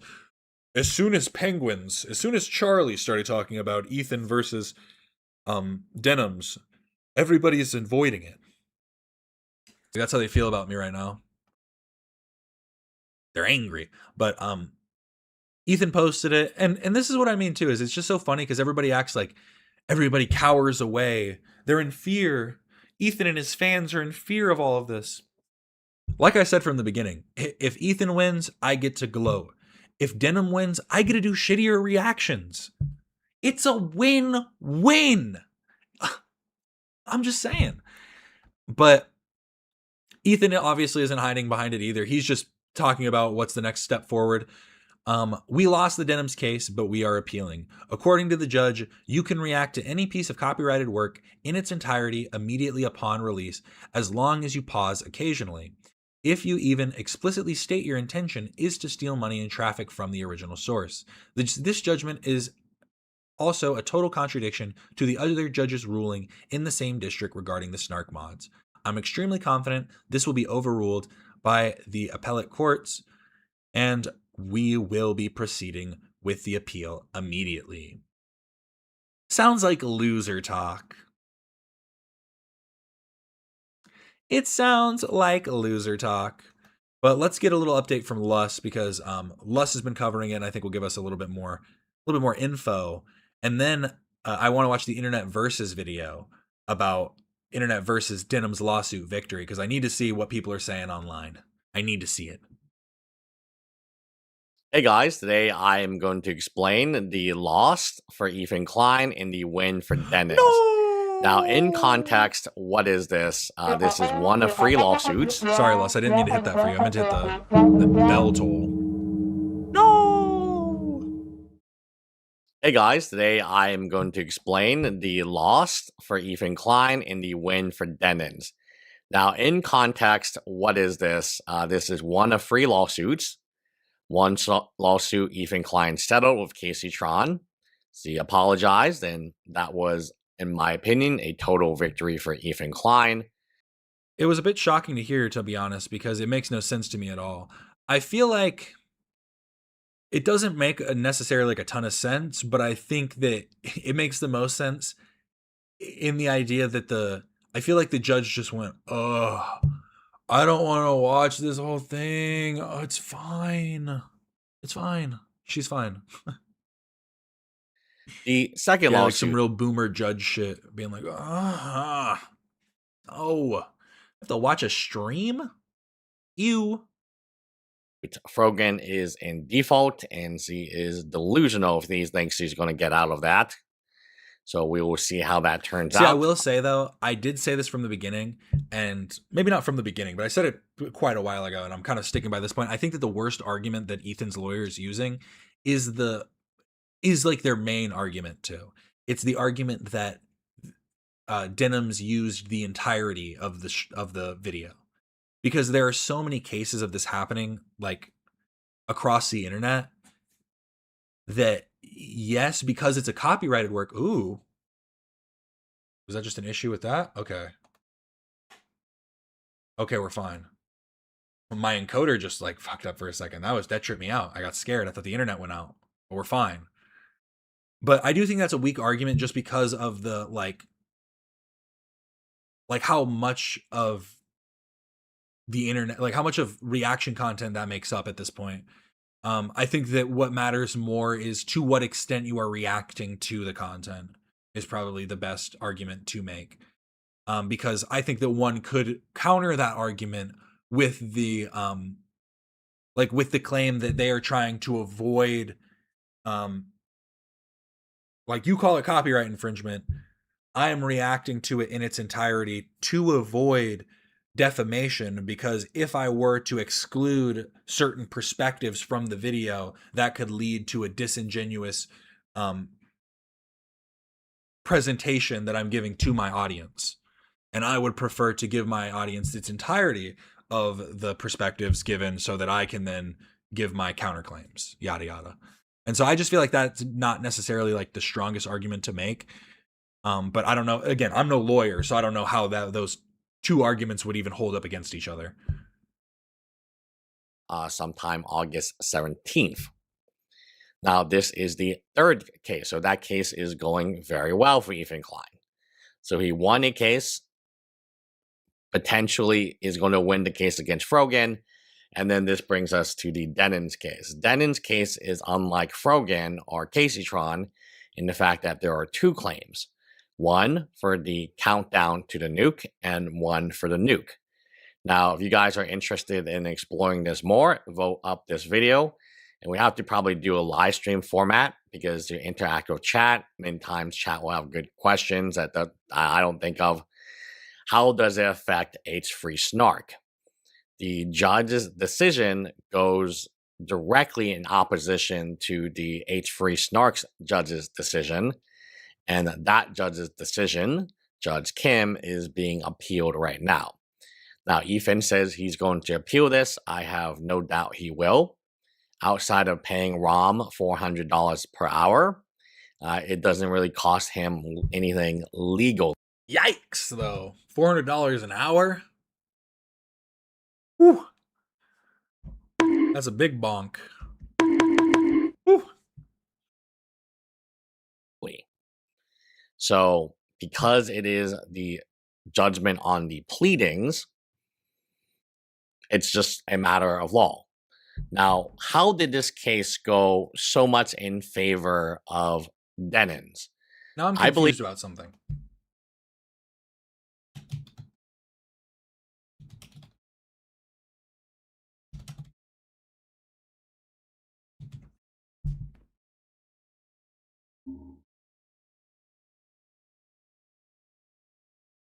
Damn, having lawyers just is so expensive. I just didn't understand how like retainers worked, because paying a retainer on top of an hourly fee like that high, ugh, seems awful. I believe it had a lot to do with the politics. When I saw that argument from Denims' lawyer, Denims' lawyers are very good. They are definitely paid more than $400 an hour, each of them. There's 3 of them. And more than 400. Maybe I need to become a lawyer. Jesus. What are you guys doing? I'm sorry, but I'll go defend myself in court before I pay $400 an hour. Arguments they made was really, they didn't have to make many arguments in the audio. So I'm tempted to release the $400 an hour. If a lawyer takes a 5-minute pee break during that, he's getting $33 to pee.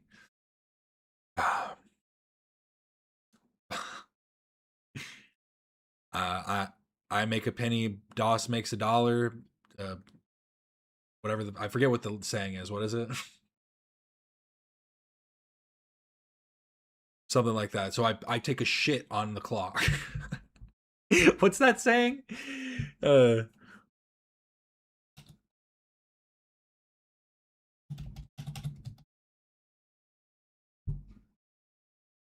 Boss makes $1, I make a dime. That's why I poop on company time. That's it. Could not remember that at all. 30-minute audio. If we get enough votes here, we'll do a reenactment like we did before. So if you want to be an actor in the reenactment, leave a comment. There are only 3 parties. There's the judge, there is Rom, Ethan's lawyer, and then there's Benjamin Cassis, who is Denon's lawyer. There are no other characters, only 3 characters to play. I think putting the audio out now will not affect the decision from the district court judge. I mean, the entire audio was about the hearing over the nuke. So I don't think it will affect anything at this point in time. So we'll talk about it as a team. But I feel like putting as much out there as possible will help explain this. So Rom made some good arguments. He made arguments about Disney. He made arguments about Judge Kim's decision, how Snark is involved. But the one argument he couldn't really counter, and you're going to find that out, is whether or not this is political. The judge clearly believes it is political. So the fair use analysis, we're going to go over all 4 of them and decide, just like kind of like a score, a boxing match, if you will, right? So Denon's. I think the fact that it's political, I mean,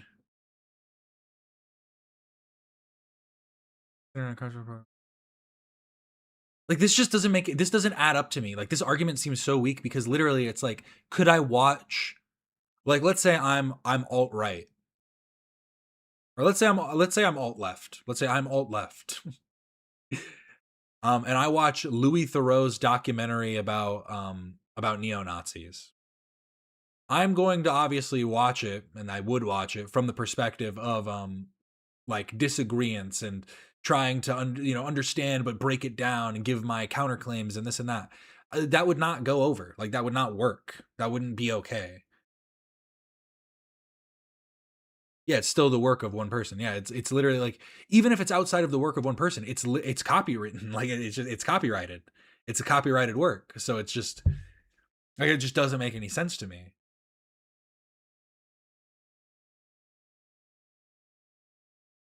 Because, like, there are obviously things that are like available to it's just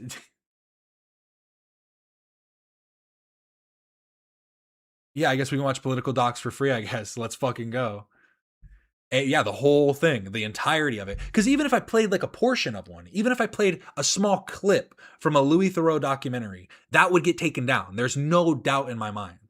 Like, maybe some of them are like fair use or something. Like, maybe, I don't know the extent, but I'm just saying Vice, any of these documentary, companies that make these documentaries, like, they are copyrighted works that, like, just because they're political doesn't mean anything. Yeah, I just have to pause occasionally, insult the maker of the doc. Go, Louis Theroux, glasses, dork, 4 eyes. Did win the here's my one criticism of Louis Theroux. I watched this documentary on my little break, my like week-long not being able to stream. This documentary from 1984, Streetwise. Great documentary, amazing. It's about these homeless kids living in Seattle, or is it just Washington? I don't know if they specify if it's Seattle, but I think it's just Washington. But basically, it's these kids living on the street. Some of the girls are working as prostitutes. The kids are selling drugs. And this documentary is one of the best documentaries I've ever seen. And it's like, it is a, yeah, it is Seattle.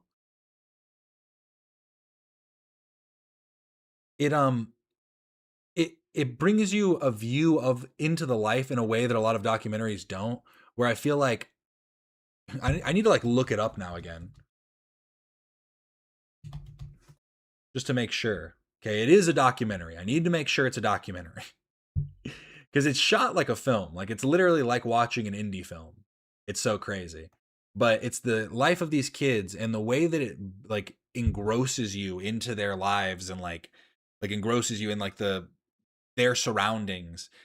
you feel like you're truly a part of the happenings in this, like in this documentary. And I feel like Louis Theroux loses that because he becomes the perspective we are supposed to be viewing from, instead of it just letting it be like a raw expression of itself that we view from.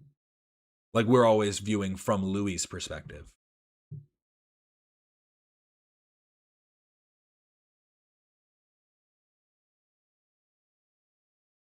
Would love to watch Louis' work on here with you. No, exactly. I would love to watch Louis' work on here. I have a lot to say. I'm always thinking when I'm watching Louis Theroux. Great stuff. Is it Theroux? Because I've always heard Americans say Thoreau, but I feel like I heard him say Theroux. Whatever. Back to the topic at hand. Fair use analysis. Denims won 3 out of the 4 factors of fair use. So I'm just going to name the factors he won. Number 1, purpose and character of use is highly transformative. The court found Denims' live stream to be quintessential criticism and comment, rather than replaying the video to avoid creating original content. So he used the documentary as raw material to critique, mock, and counter its message. Again, this is the whole political thing. How can somebody who is on the opposite... I mean, low key, maybe this judge is just really fighting in defense of React streamers. Because I'm thinking about it, and like, yeah, theoretically speaking, you could break down a documentary, create your own video using clips from a documentary, and then like giving your counterclaims for it.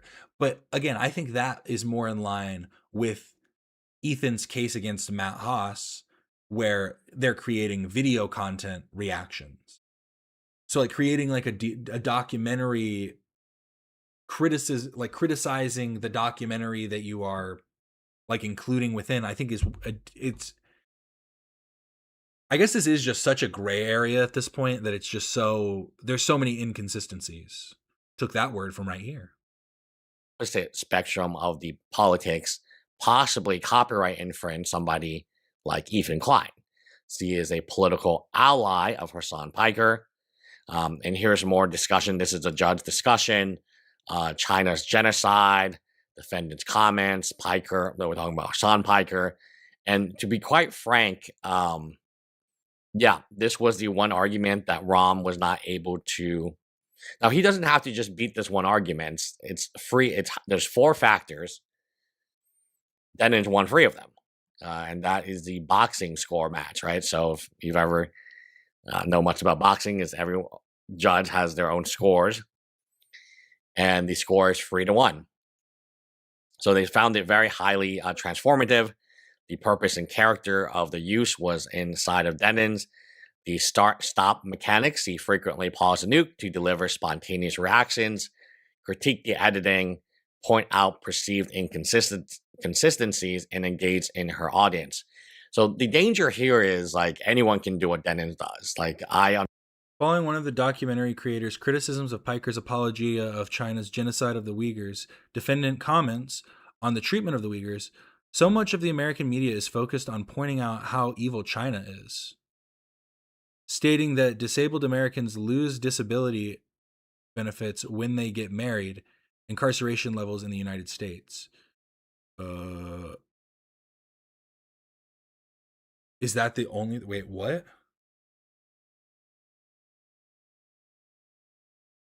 Stating that disabled Americans lose disability benefits when they get married, incarceration levels in the United States. I guess maybe this is just like they're just stating what the extension of the quote is, I guess. And I'm sorry, I guess this is the argument, is like it's justifying the quality of the criticisms made. But I feel like that's just going to take a while.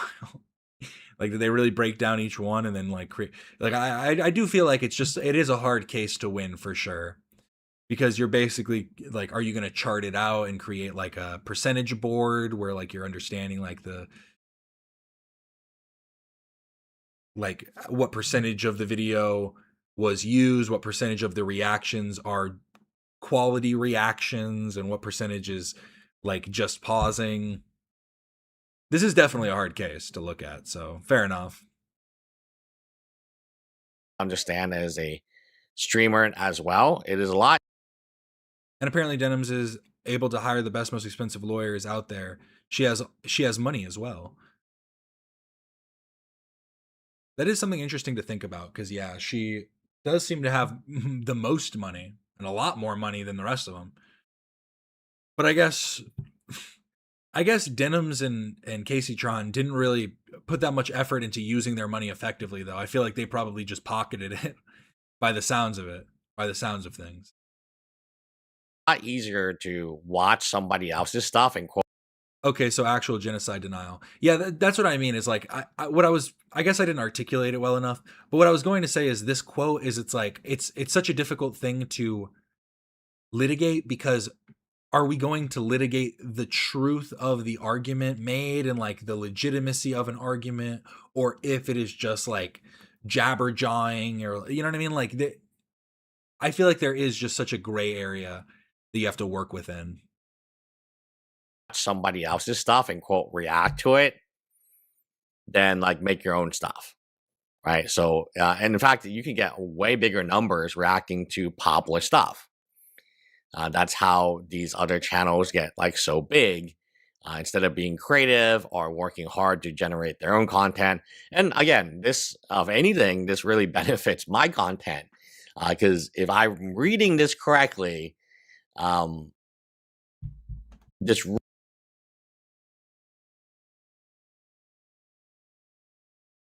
My internet's testing me right now. Is everything working okay? We don't have any dropped frames or anything yet, but I just saw it. I'm seeing the kilobytes per second drop. Let me do an internet speed test. I'm sorry, this is like our test stream, so the download speeds are crazy fast. Okay, we're doing all right. I think we're fine. Sorry, don't mean to panic. Really opens the gate of, and I don't know, maybe it appeals, we'll see what happens, but if this stands, holy moly, right? So the next one is the amount in substantiability used necessary for the context. Now, Denims showed almost the entire documentary. The court notes that quantity alone does not dictate infringement. Here is where I disagree. My scorecard is 2-2. That's what I was gonna say. Is I think judging the quality of the reactions would require like insight into the actual discussion at hand, and that's like where I feel like this is going to end up, like it kind of goes belly up. And where I disagree is I don't know how you can show all of the document and then that be actually to your benefit. Well, again, I think that you could possibly argue that it is because you are trying to make sure that you are showcasing the full perspectives of the content that you are criticizing, as to not misinform your audience and mislead them into the perspectives of that person, in the process possibly defaming them. So like, I think that there is an argument to be made there. I don't know how strong that argument is. Luss is a lawyer, so he'd know better than me. Maybe that's a terrible argument. I don't know. But again, this is just such a, like, all of this just seems so vague. It's all vague posting. So I don't know how much of it is actually set in stone or how much of it does have a wiggle room. This was Rom's argument about Disney reaction, where they're not showing the whole Disney movie, right? No one is watching the whole Disney movie on YouTube. They would be sued into oblivion and definitely have to settle Disney. No one's watching a whole Pokemon episode. I remember Pokemon attempted to watch Avatar the Airbender, entire episodes of it, until eventually Twitch shut her down. So on Twitch, they are watching entire episodes of TV shows and Love Island and 90 Day Fiance and Master Chef meta, right? I just think somebody needs to sue Twitch, to be honest with you. Just Twitch is not a cool. Twitch is a place where copyright infringement, both music. I think that is one of like the biggest issues, right? Is like the fact that YouTube and Twitch and all of these companies basically just pass the buck to the creators, when in reality it's like you guys should just have better systems in place. Like how much is YouTube? How much is I mean, what Alphabet? How much is Alphabet worth? So you guys can pump some money into it when you're making money out. So figure out ways to get your systems more effective and be able to actually appeal effectively, and then you guys handle that, those issues where if a company wants to sue somebody, they can sue YouTube, they can sue Twitch, because that at least makes more sense. And movies seem to be rampant, in my opinion. Another good example was Casey Tron. So like watching an entire movie and it's like, this can't be fair use, right? So that I don't understand. Now they're saying it's necessary. I don't understand how you watch a full movie either without, like, you're just watching it at that point, right? Like, you're not pausing it. They're probably not talking very much. Because, like, let's say I put on Up. If I start pausing during Up, people are going to be pissed. You know what I mean? It's like if I'm watching, like, I put on the new Five Nights at Freddy's. It's like, really? I can just, you don't think people are going to be upset when I just start pausing halfway through and I'm like, bro, I can see him in the corner. Look. They're going to go, shut up and play the movie. I was watching that. Necessary, justifiable playing. So I would disagree with number 2. The amount in. The one part I do think is interesting is the idea that Twitch members would be allowed to play like Prime Video or something. Like that would be interesting because they are like a, they're both subsidiary to Amazon, yada yada. So like that could be an interesting aspect. The same way that Twitch is allowed to play music for that reason.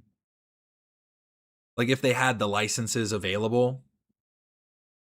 But the same thing could go for YouTube. Like YouTube could make licenses available for the stuff that they host. That's also a possibility, but they don't want to. I don't know how watching the entire documentary would allow her to win number 2. Because like people said, she doesn't need to watch entire long periods of time. Even the judge remarked on this where it's 15 minutes and there's no commentary at all. Number 3, could those 15 minutes be cut out from it? Yeah, absolutely. Number 3, market effect, not a market substitute. So here's an interesting one. The court ruled that Denims videos could not damage the potential market value or act as a substitute for the original documentary. Anyone who wanted to watch Klein's scripted, edited documentary would have a completely different experience than someone watching Denims' fragmented start and stop stream filled with mocking commentary. Again, this whole political.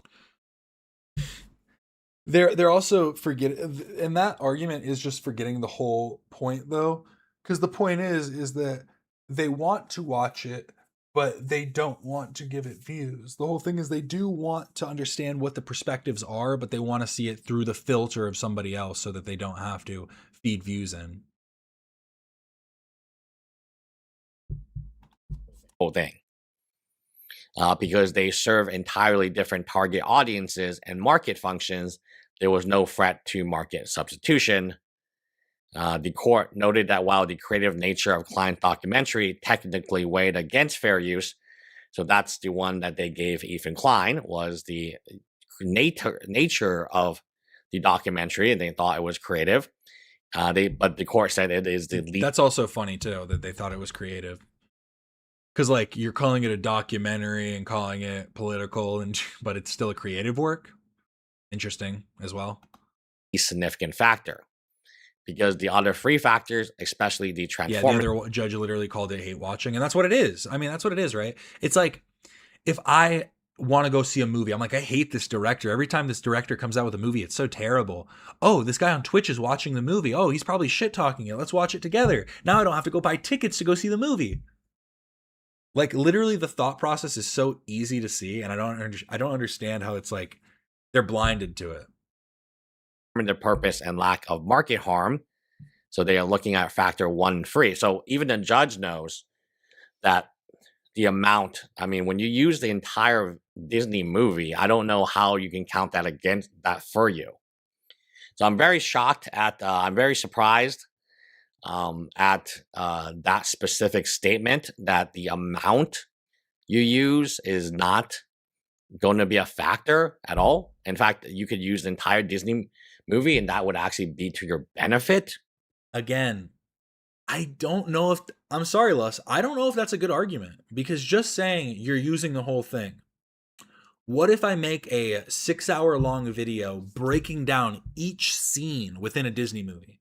I'm breaking it down and I'm going through, I've watched the commentary, so I'm talking about the history of it, the artwork, the art stylings, what point in the production it was made.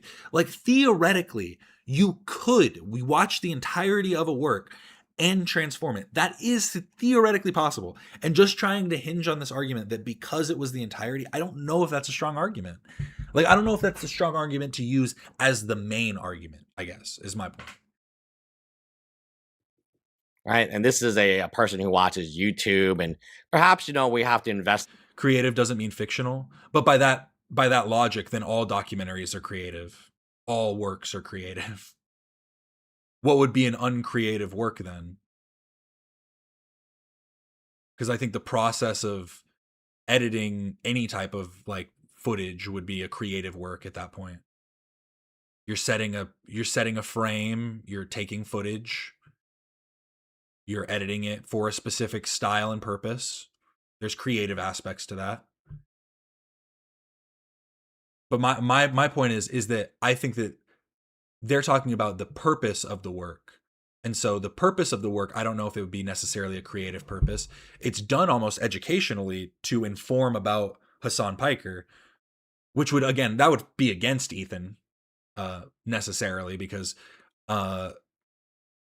like documentary works and stuff and political works are seen as are more easily criticized and less favorable in terms of copyright. But again, that's why I just think this whole thing is like there's a very much gray that we're working in right now. To get Judge Hoos a little bit closer. He seems to be a interesting guy. And he does watch YouTube, so shout out to him if he's watching. But if you guys want... It would be a slog to watch, though. The best reactions are the ones coming in with the perspectives and using specific clips that fit in the context. They never have to use the whole thing. But that's the point. They never have to, but that doesn't mean that they shouldn't be able to if they are doing it properly. You know what I mean? So I think that's kind of the perspective that they're using. But again, I think the argument would be if Denims did that or not. A live stream on this. I'm more than down for a live stream. We'll invite the snarkers in, the snarkers. You actually need to invite them. They'll just join. That's hate watching at its finest. And we'll talk about it. We'll talk about it in much greater detail. Now, does this mean the case is over? No. 1, Ethan's appealing it. 2, there is a second claim. And 3, if you were to say, hey, you're suing Denims, Frogan, and Caseytron, you beat Caseytron. Yeah, it was streamed within seconds of its release time. I'm baffled that's not more of an issue. Yeah, that's what I mean. It's like, I feel like there's just saying that it was the entirety of the work, I feel like is one of the lesser points to use when talking about the infringement.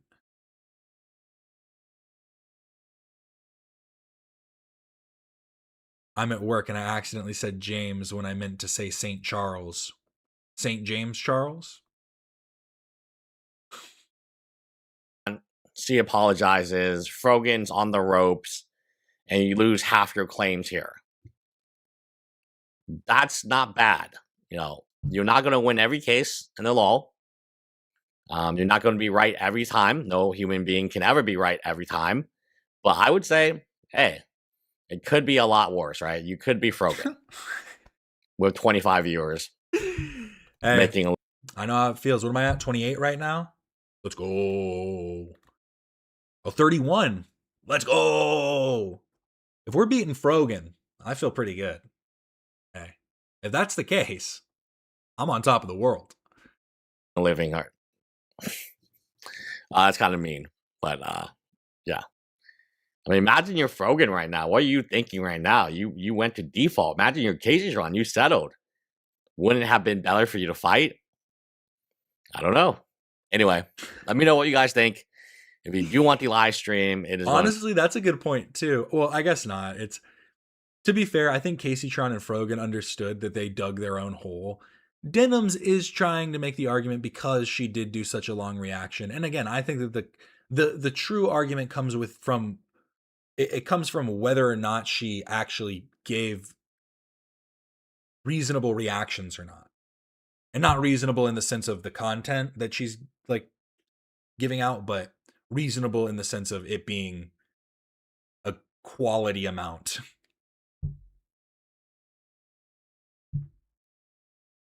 My older coworker didn't even notice, thank God. They just thought Charles, James, they're similar sounding names. They're older people names.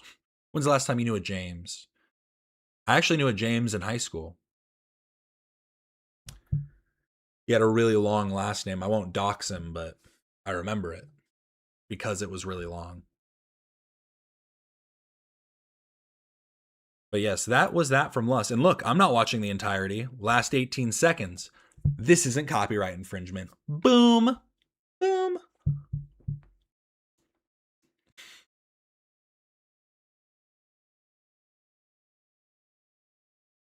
But yes. I think I might maybe save the internet versus.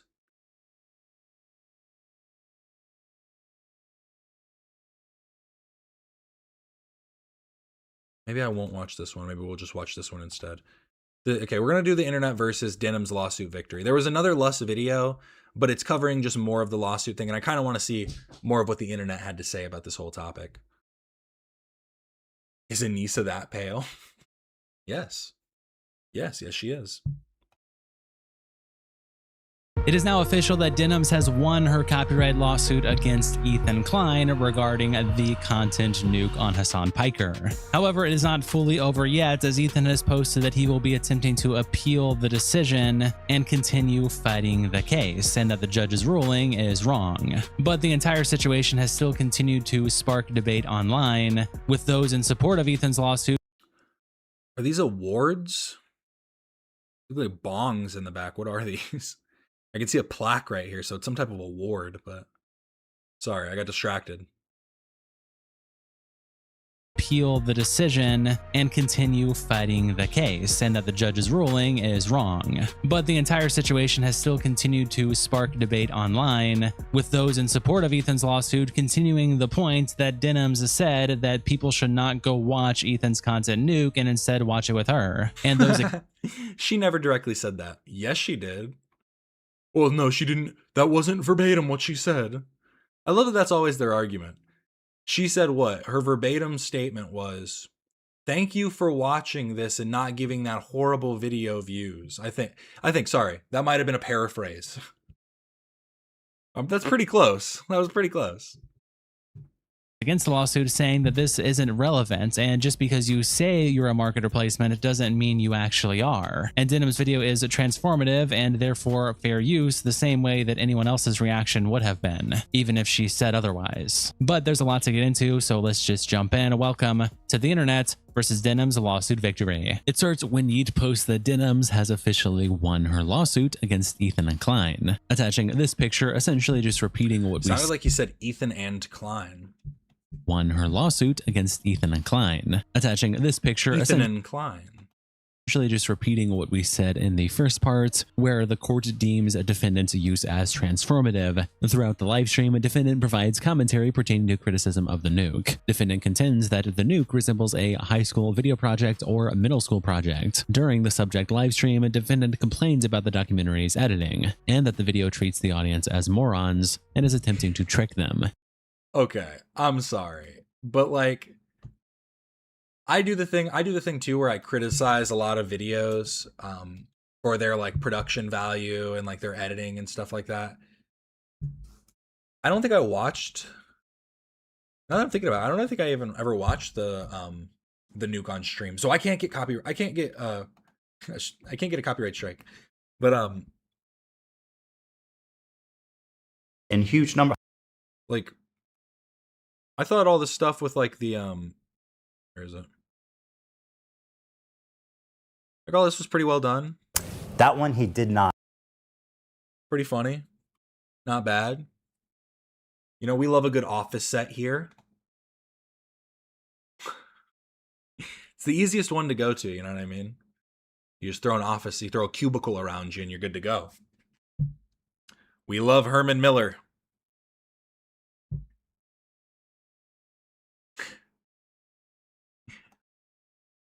The complaint farther states that she frequently makes comments that are later contradicted by the nuke itself. Notably, the fair use inquiry does not ask whether the criticism or parody of the copyrighted work is just or accurate or mean-spirited, but simply whether the use is of the kind that copyright is designed to protect. And then it references a previous case, and then here says, because 3 of the 4 fair use factors strongly favor defendants, including the most important factor, purpose and character of use, the court concludes that the fair use defense applies as a matter of law. Thus, defendant's motion for judgment on the pleadings is granted. And again, Ethan got hit with matter of law back at him?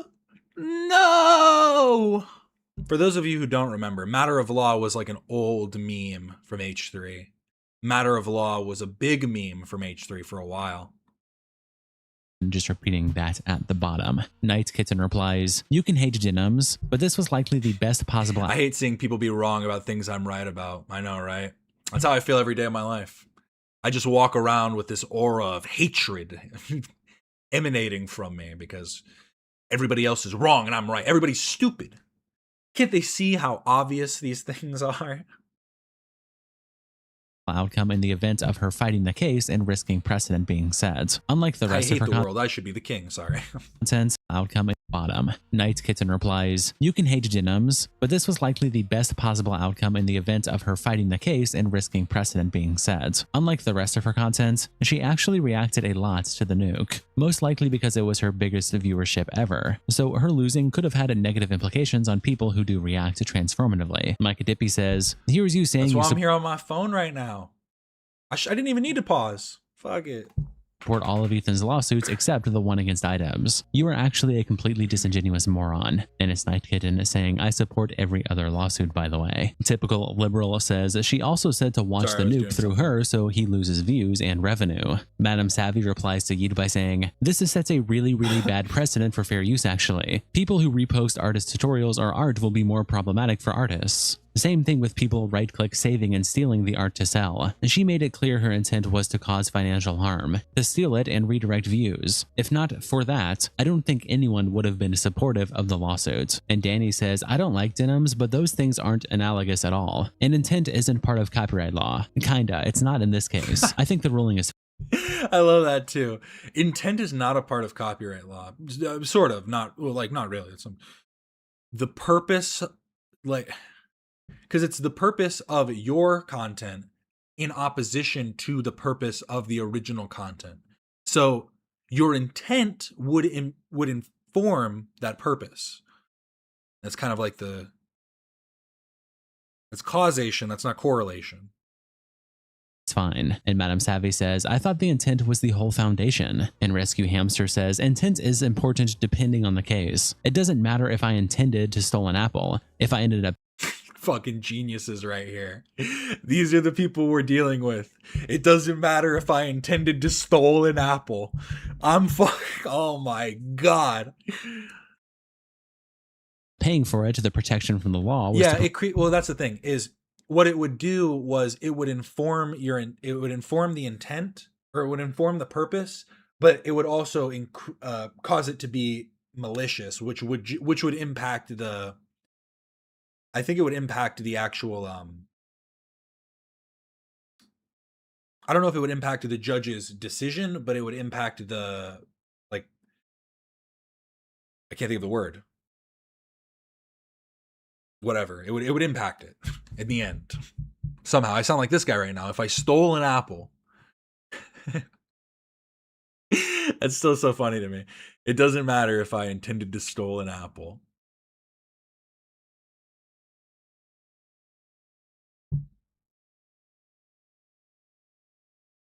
amazing. But yes, I was also dumb. Prevent me from not paying for that apple. In this case, some lawyers warned Ethan this might happen with Denims. Nemo replies to Madam Savvy. And yeah, that argument doesn't really hold up, because if you did intend to steal an apple, like you paid for it, that's one thing. She didn't pay for the licensing to react to the copyrighted content. That's what that would require. So you would pay for licensing for things that are under copyright. It's simple as.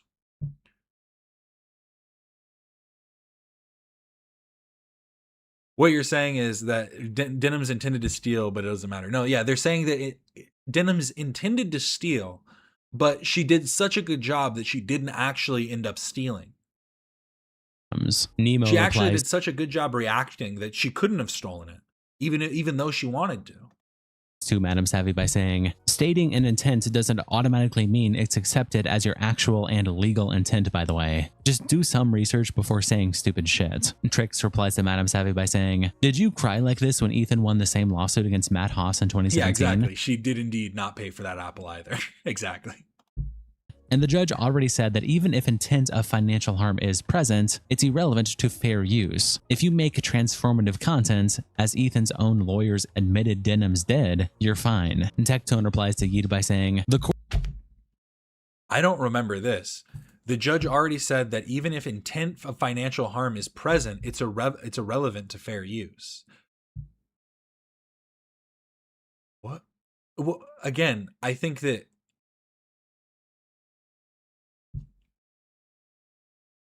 like yes and no, because yes, it doesn't. In what they're saying, yes, it doesn't change the fact of whether or not she stole it or not. But again, the devil's in the details, you know what I mean, about whether or not her reaction was up to par.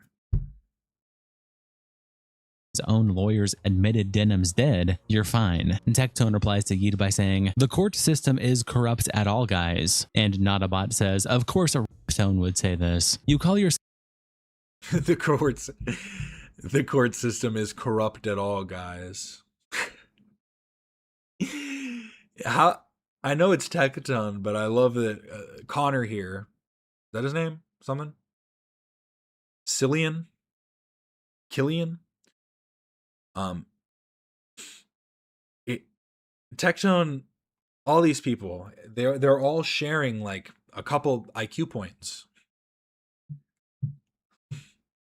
It's like that one. It's another saying I'm gonna butcher and trying to remember. They're all sharing They're sharing two. They're sharing a brain. They're sharing two brain cells fighting for third place. Is that it? All my fucking brain cells are fighting for last right now, apparently. But let's keep it going. corrupt at all, guys. And Notabot says, of course a tone would say this. You call yourself a vibratorist, right? Lamau. Twigs replies to Tectone by saying, I don't like Denims or H3, but who the fuck asked for your opinion? Court is only corrupt when I don't like Denims or H3. Who the fuck asked you? This is very, like, I think they tried to use this meme as like a I don't actually care, haha, gotcha. But this is so angry. I don't like Denims or H3, but who the fuck asked for your opinion? Calm down. or someone I like loses. Okay, bud. Make sure you put yourself back on the sex registry next year. And then this meme is saying, you gotta shut the fuck up, man. This person is just a lifelong Tectone hater. Fair enough. Hey, bro, you gotta keep at it then. When it comes to Tectone, it's fine. He spews enough vitriol where it's just like, it's fine to have it coming back at him. Decoy replies Seed by saying, if Ethan sets up an AI snark stream that procedurally reacts to her streams called the Stale Denims Profit Bot, the courts would protect him. And Big Dog Gotta Eat says, I don't think there would be an... I do also think, 420, I do also think that it is like, we need to stop doing these false analogies too, like these bad like analogies, because it's just... what I'm saying is, I think, is the clearest and truest statement that all this means is we can react less. We don't need to set up a bot and do it like, because again, I think the devil's in the details. I didn't watch Denims stream. I don't know for sure how much she reacted, but from the clips that I've seen and the content that I've seen of her, I do find it more hard to believe that she gave a substantial amount of reaction.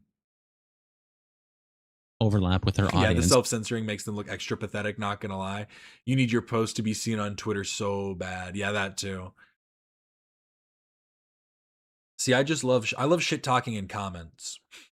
I love shit talking in comments as much as the next guy. But my whole thought process is this, is it's like, you send it, they'll see it. They'll see it in a notification or something, even if it's gone. They won't be able to see it later, but they'll catch it. Don't worry. It's for them. It's not for anybody else. If I reply to Tectone, I want him to see it. I don't need anybody else to reply. I don't need you guys. I don't need anybody ramping me up or shitting on me. All I need is Tectone to know that I called him a rapist. No, I didn't call him that. That'd be defamation. Would it? Just call him Rape Tone. Toeing the line.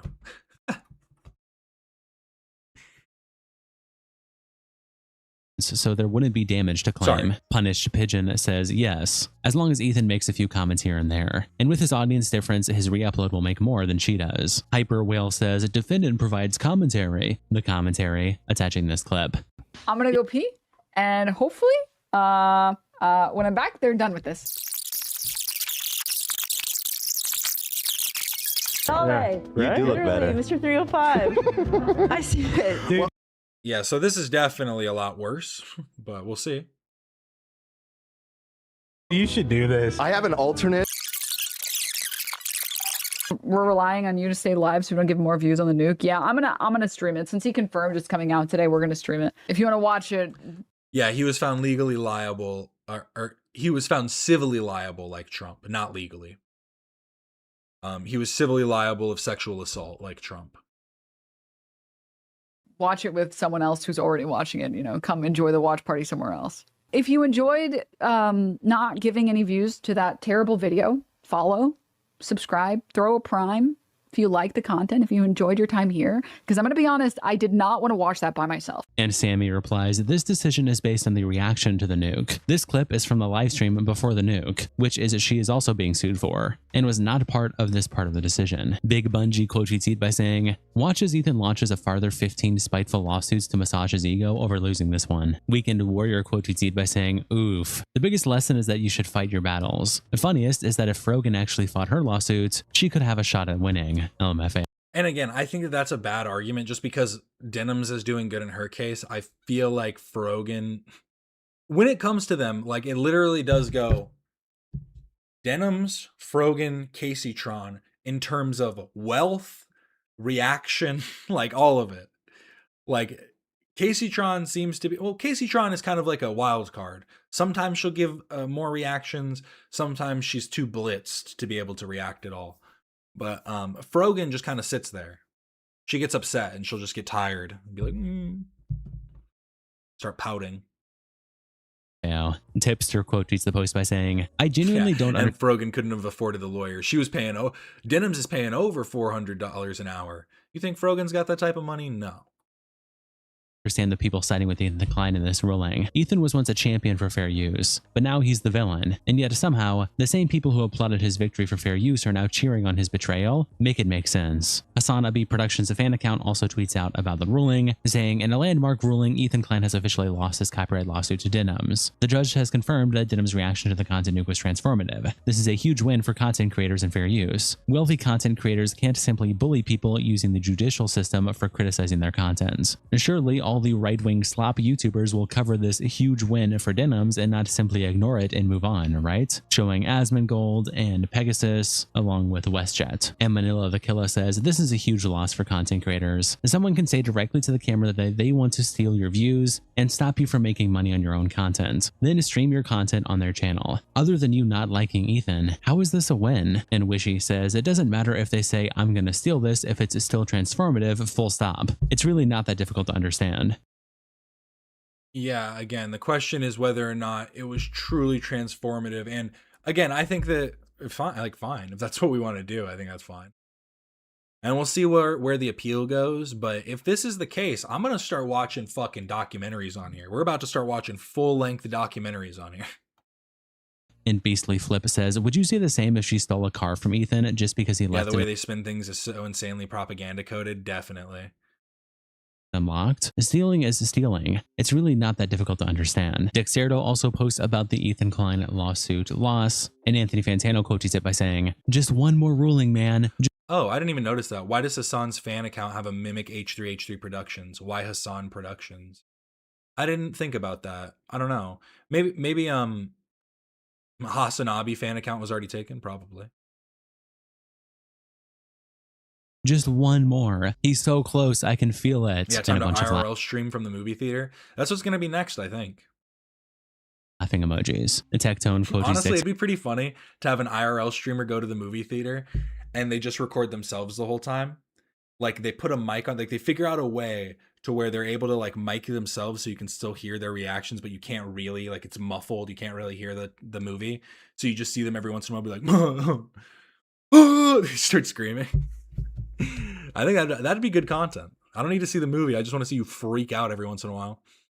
Dexerto by saying, a woman can go into court, state she has malicious intent and is intending to destroy a man's life, and the judge will still find her innocent. Over on r/H3H3 Productions, Shammy Wow Lol also posts about the Denims victory, and Dice Hands says, it seems pretty silly. Would love to try streaming a Disney movie and provide the same level of quality commentary she did to test out this judge's brilliant conclusion here. So as long as you pause the video and go, damn, that's crazy every few minutes, you should be good. And Miserable Artist says, it should be able to now. Just kind of loosely state you disagree with whatever you're having a watch party for every couple minutes and pause to laugh. And Wataru says, Ethan has money, but not Disney money. Those judges would fold immediately. And Sturlatier says, I wonder if it would be possible to reopen the lawsuit if somebody did that and got sued by Disney successfully. Not saying that would ever happen, but it would be interesting if that was possible. And Working Class of Magic says, it literally happens. Look up any major Disney movie on YouTube with reaction. And just out of curiosity, I went ahead and looked up Frozen reaction on YouTube, and there are multiple people actually reacting to Frozen. This one is an hour and 33 minutes. They spend about 57 minutes reacting to the movie. Frozen's runtime is about an hour 45. They show what appears to be most of the movie and put reactions in there,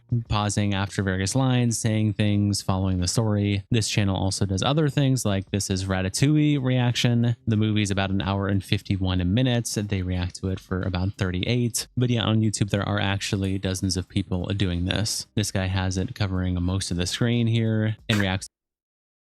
Nah, this is crazy. And they're making money off of this? Yo, new meta just dropped, guys. Sorry. I'm switching over to this. We're about to watch Disney movies all day.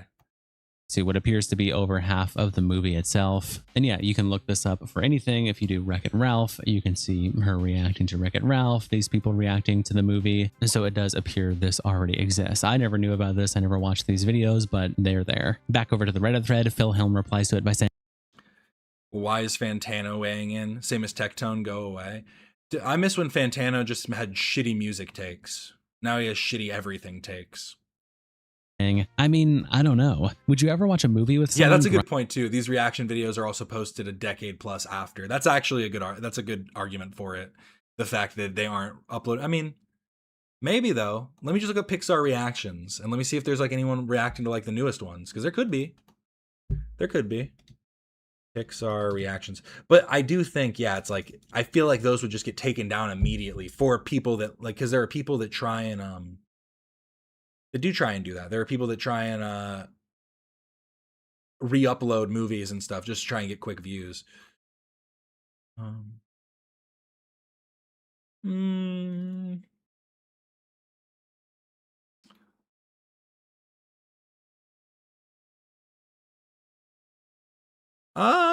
They do some newer ones. Like, how old is Moana 2? It's not super new, but they made this video a year ago. Yeah, like a year and a half ago, reacting to Moana 2, an hour and a half. Oh shit. How good you had it. For all that's stopping you. Like, how much you want to bet that's going to get the stream taken down? Like, how much you want to bet that little bit that I just played might get the stream taken down? Crazy. How old is Moana 2? It's not that old, is it? It's from 2024. They watched it a year after it came out? Wait, when did it come out? They watched it a couple months after it came out. What the what is going on? Fronting and taking up a corner of the screen unless you really liked watching that person. Like, if I wanted to watch a movie for free skis, I'd just pirate it, unless I had a parasocial connection to an influencer. You want the real metacap in these movie reaction channels? Edit the YouTube version down for copyright and have Patreons with full and uncut everything. That is a meta. Now that is the new meta. You need to start that Patreon up. Come, we're doing Mystery Science Theater 3000, but with me. Look, I'm in the corner. Here, let me just turn around.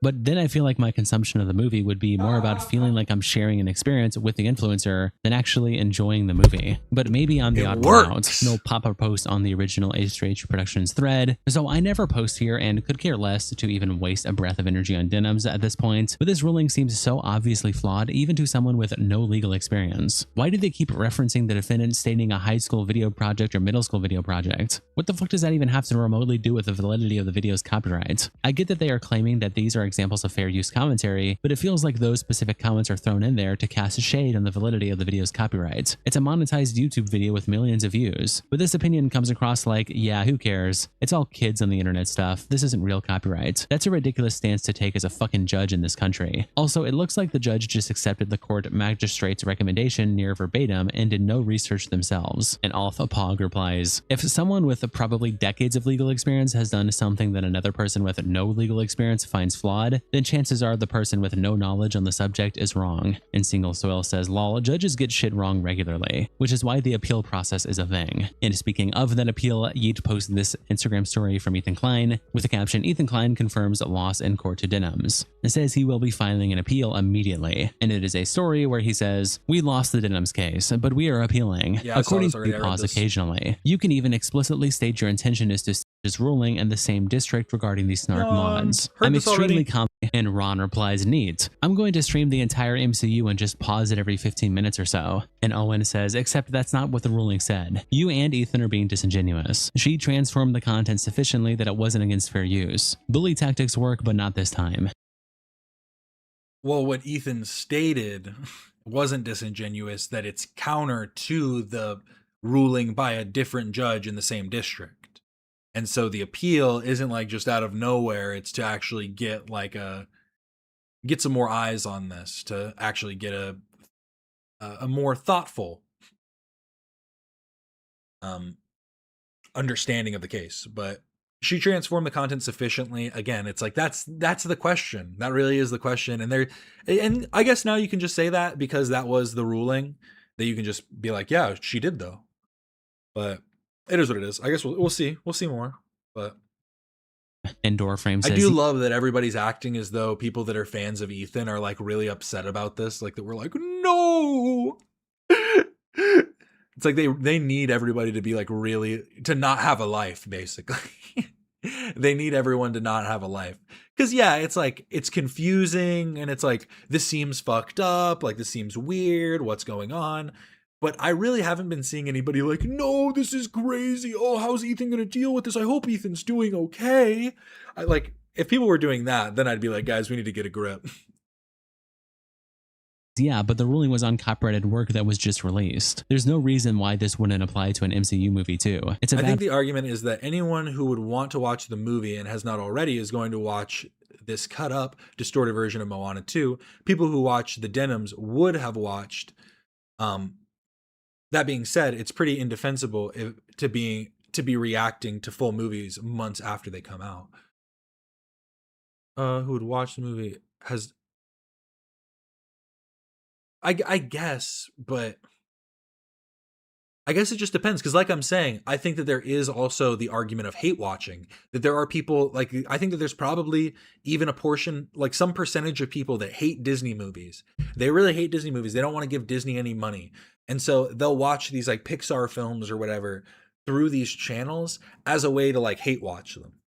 it might be 0.0001%. There might be one guy that does it. But if there's one person that does it, then that is, like, again, it's like, just because it's like a very low percentage doesn't mean that that's not what's happening.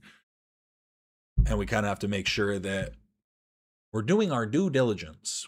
And again, I'm just giving an example of what like the least possible thing could be, but I imagine that specifically for Ethan too, it's like, yeah, there is going to be a higher percentage that are just hate watching. They not like us. Wait, y'all are not sobbing inconsolably since the news dropped? They not like us. Just straight up in a ball. I was in the fetal position. That's why I haven't been streaming. I was in a fetal position this whole time. Ruling. Then on the H3H Productions subreddit, God herself posts Ethan's Instagram story. Anthony Antano says, when the judge said something along the lines of Disney movies are obviously more protected by copyright than YouTube videos, I knew this would probably have to be appealed. And 10131109215 replies, I mean, no, it's obviously more protected when you are required to pay to watch something compared to it being free online. Nobody has won a case of copyright. Are you a fucking idiot? Like, are you actually, like, these people are so dumb. These people are so dumb. So if I go YouTube and I go to YouTube Films, let's go look in the YouTube Film section and let's see how many of these are free to watch. Movies and TV.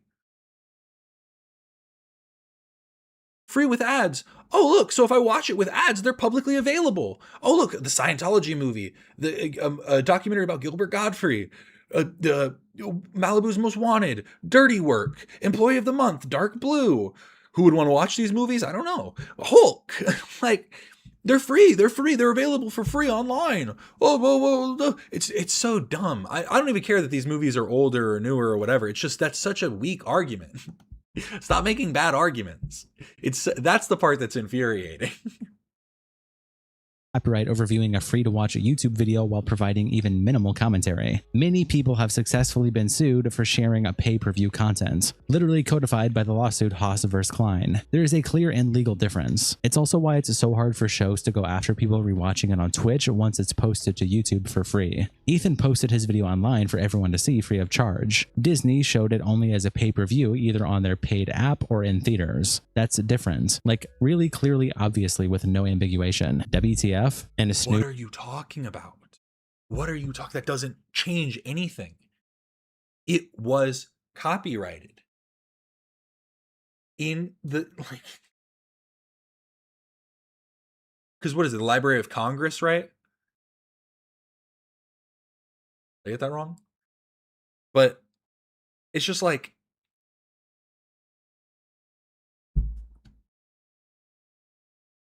I'm sorry. My brain's like falling apart watching this.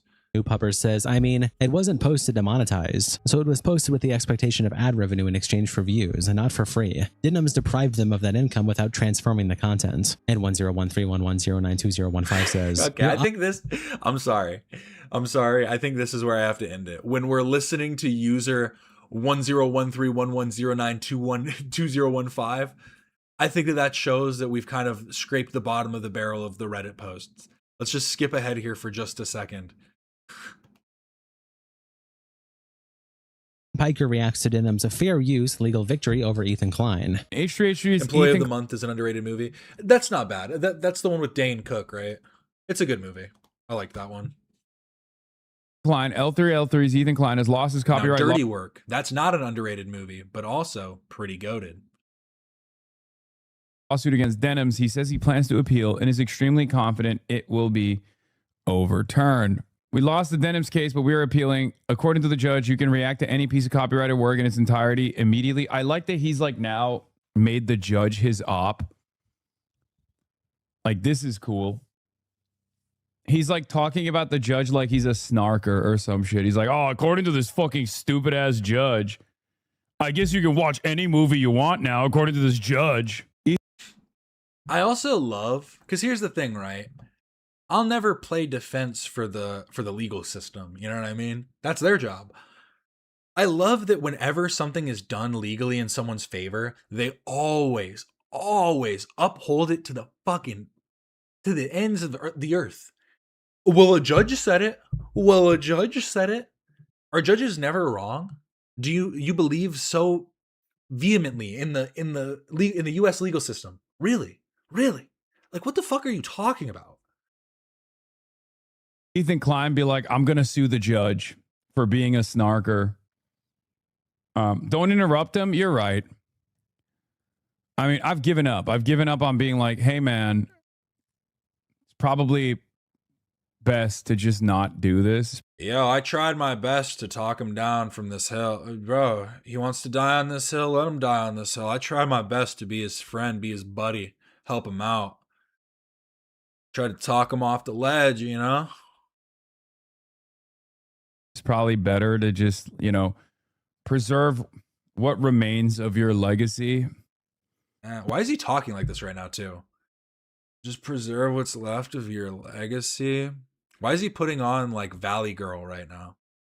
You've already ruined it. Why push it further? But I guess he is very Trump coded. I know. He's very Trump coded. Did he just take like a bunch of melatonin gummies? He seems like tired. He seems extremely tired. I guess he's just, he's done. You can even explicitly state your intentions to steal money and traffic from the original source. This judgment is also in total contradiction to the other judge's ruling in the same district regarding the snark mods. This is not how courts work. That's exactly how courts work. What? That's quite literally precisely how courts work, actually. Do you think that judges just make contrary decisions across the board? They all just they all follow law differently and and handle things differently, so that when we bring new cases to them, it's just completely, everything's just all haywire because we don't know where the actual law stands. You remember how I always used to joke about like the way that people operate on the internet? They'll be like, Your Honor, what about all these other people? Like, that's not how this works in an individual case with an individual decision, right? With one judge. You can't just be like, well, in the same district. Okay, he just clearly doesn't understand what he's talking about in this context. It was, first of all, you're wrong anyways, but he's talking about the judge's decision on the Denims case, because they had to make a decision about the Denims case in order to make a decision about granting the subpoena for the snark mods. Right? I'm like 99% sure that's what the case is. Another judge ruled in my stead against the snark mods. Like, what the fuck do you mean the snark mods? Is that even you fucking stupid? Are you just like actually this dumb? I'm not saying it as an insult. This is a genuine question. You just read it. You just read something. Process. Actually process. Instead of just going, huh? What did it say? Like, what? Even a copyright case? I don't know. Maybe it is. I haven't really been paying close attention. No, true. You could have fooled me. Very strange behavior from a 40-year-old man with children. But I guess it's very odd thing to say from an almost 40-year-old man without children. Like, what the these are like, oh my god. I usually don't get this worked up like when Hassan comes on. With this one, for some reason, that, like, bro, gonna continue. You're old. Don't, like, I'm 25, so I can say this. Hassan, you're old too.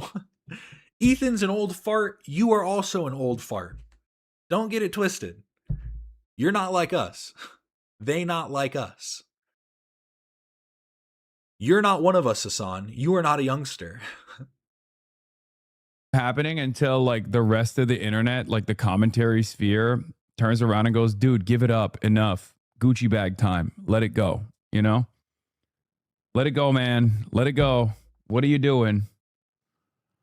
I'm extremely confident this will be overruled by the appellate courts and we will be proceeding with the appeal immediately. I think he's just literally trying to. I mean, he has so much money. And no spread replies. I feel so bad. Wait, what? This will be overruled by the appellate courts and we will be proceeding with the appeal immediately. I think he's just literally trying to. I mean, he has so much money. Oh, okay. He said he has so much money. For a second, I thought he said he had no money. And I was like, what? I thought that he was just throwing that in there as another insult too, but fair enough. He's too rich. And no spread replies, I feel so bad for the lawyers and judge genuinely having to read through anything West Bank Rom wrote. Like, can you imagine going through all that schooling, passing the bar? I and also then like this because isn't the whole thing that his lawyer is Bahram, and then Nassim is the other person that his lawyer works with. And there's like certain cases, like there's all these things that they try and pull up, and it's just so dumb. Everyone needs to start doing the digging on all of on Denims' lawyer, because I'm telling you, it's like, you think there's any lawyer that isn't Better Call Saul? You think that they're not all P&P? Better Call JG, my favorite. here comes Ethan Klein. Did the judge watch the nuke? And Imaginary 92 says, unironically, yes. They would have had to watch it in order to give a judgment. Poor. Like, and that's not like I'm saying like, oh, you have to choose the most evil lawyer. But my point is, it's just so funny that they always like use this argument of like, he's a bad person. But if you need a lawyer, you better call JG. Attorney and counselor at law, specializing in personal injury and criminal defense in Houston, Texas. Hey, good morning, everybody. Here in Harris County Criminal Courthouse, again, in the felony division. I'm here with my client, Austin. He has an evading the police. I hate Rafi so much. I actually hate Rafi. I see his stupid face everywhere. I swear they're going to start putting it in the sky soon.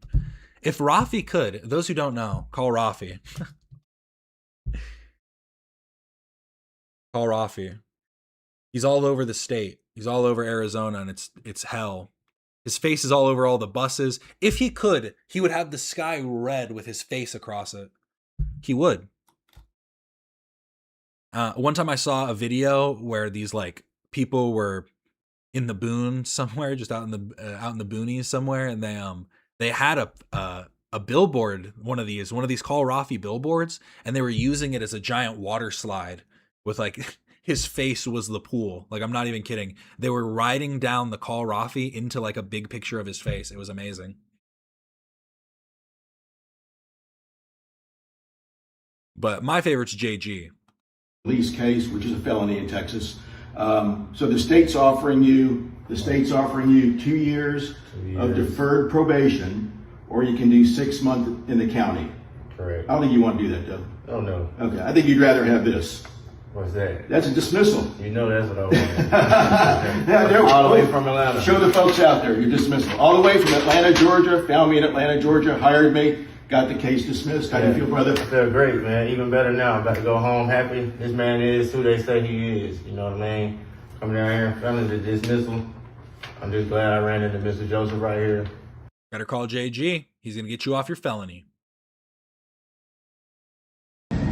Possession of marijuana case, money laundering case, and 2 felony in possession of weapon cases. All dismissed 2 days before trial. Let's go. And I think I remember this one. He had a ticket to Aruba. And it's like, I think he was going to run. I think he was going to be on the lam. But JG got him straight.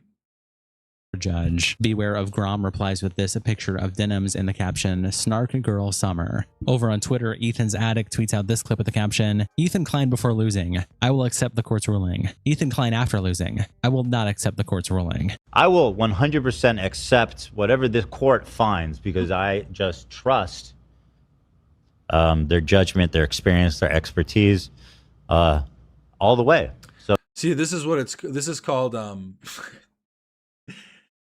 this is called baiting the fish. The hopes is that he didn't piss off the judge enough that they just they side with him anyways.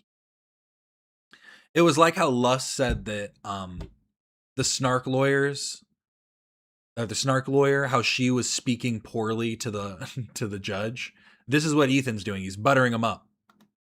So shout out to this wonderful judge. You can't play that much of the song. It's going to get fucking claimed. Deciding to appeal in his lawsuit against Denims. Oh, Ethan is filing and appeal. So we lost the Denims case. He's filing and appeal. Oh, Ethan is filing and appeal. Again, the brains we're working with. He's filing and appeal.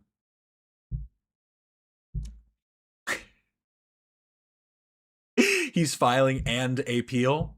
That's what.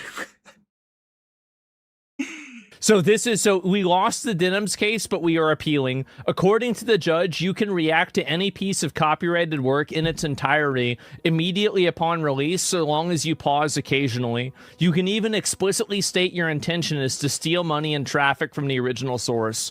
This judgment is also in total contradiction to the other judge's ruling in the same district regarding the snark mods. I'm extremely confident this will be overruled by the appellate courts, and we will be proceeding with the appeal.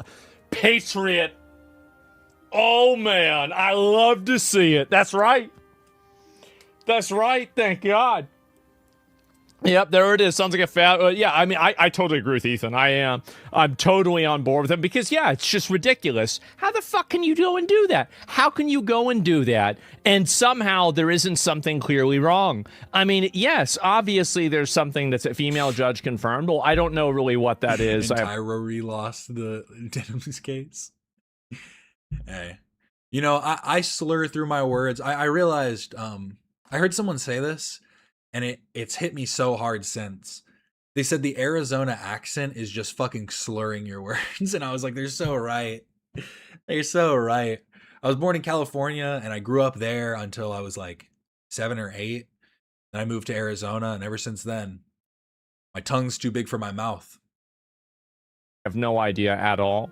So yeah, and yeah, shit judges happen. Yeah, Denims got to the judge. Well, I don't know why they made the ruling. I have no idea. Maybe the judge didn't.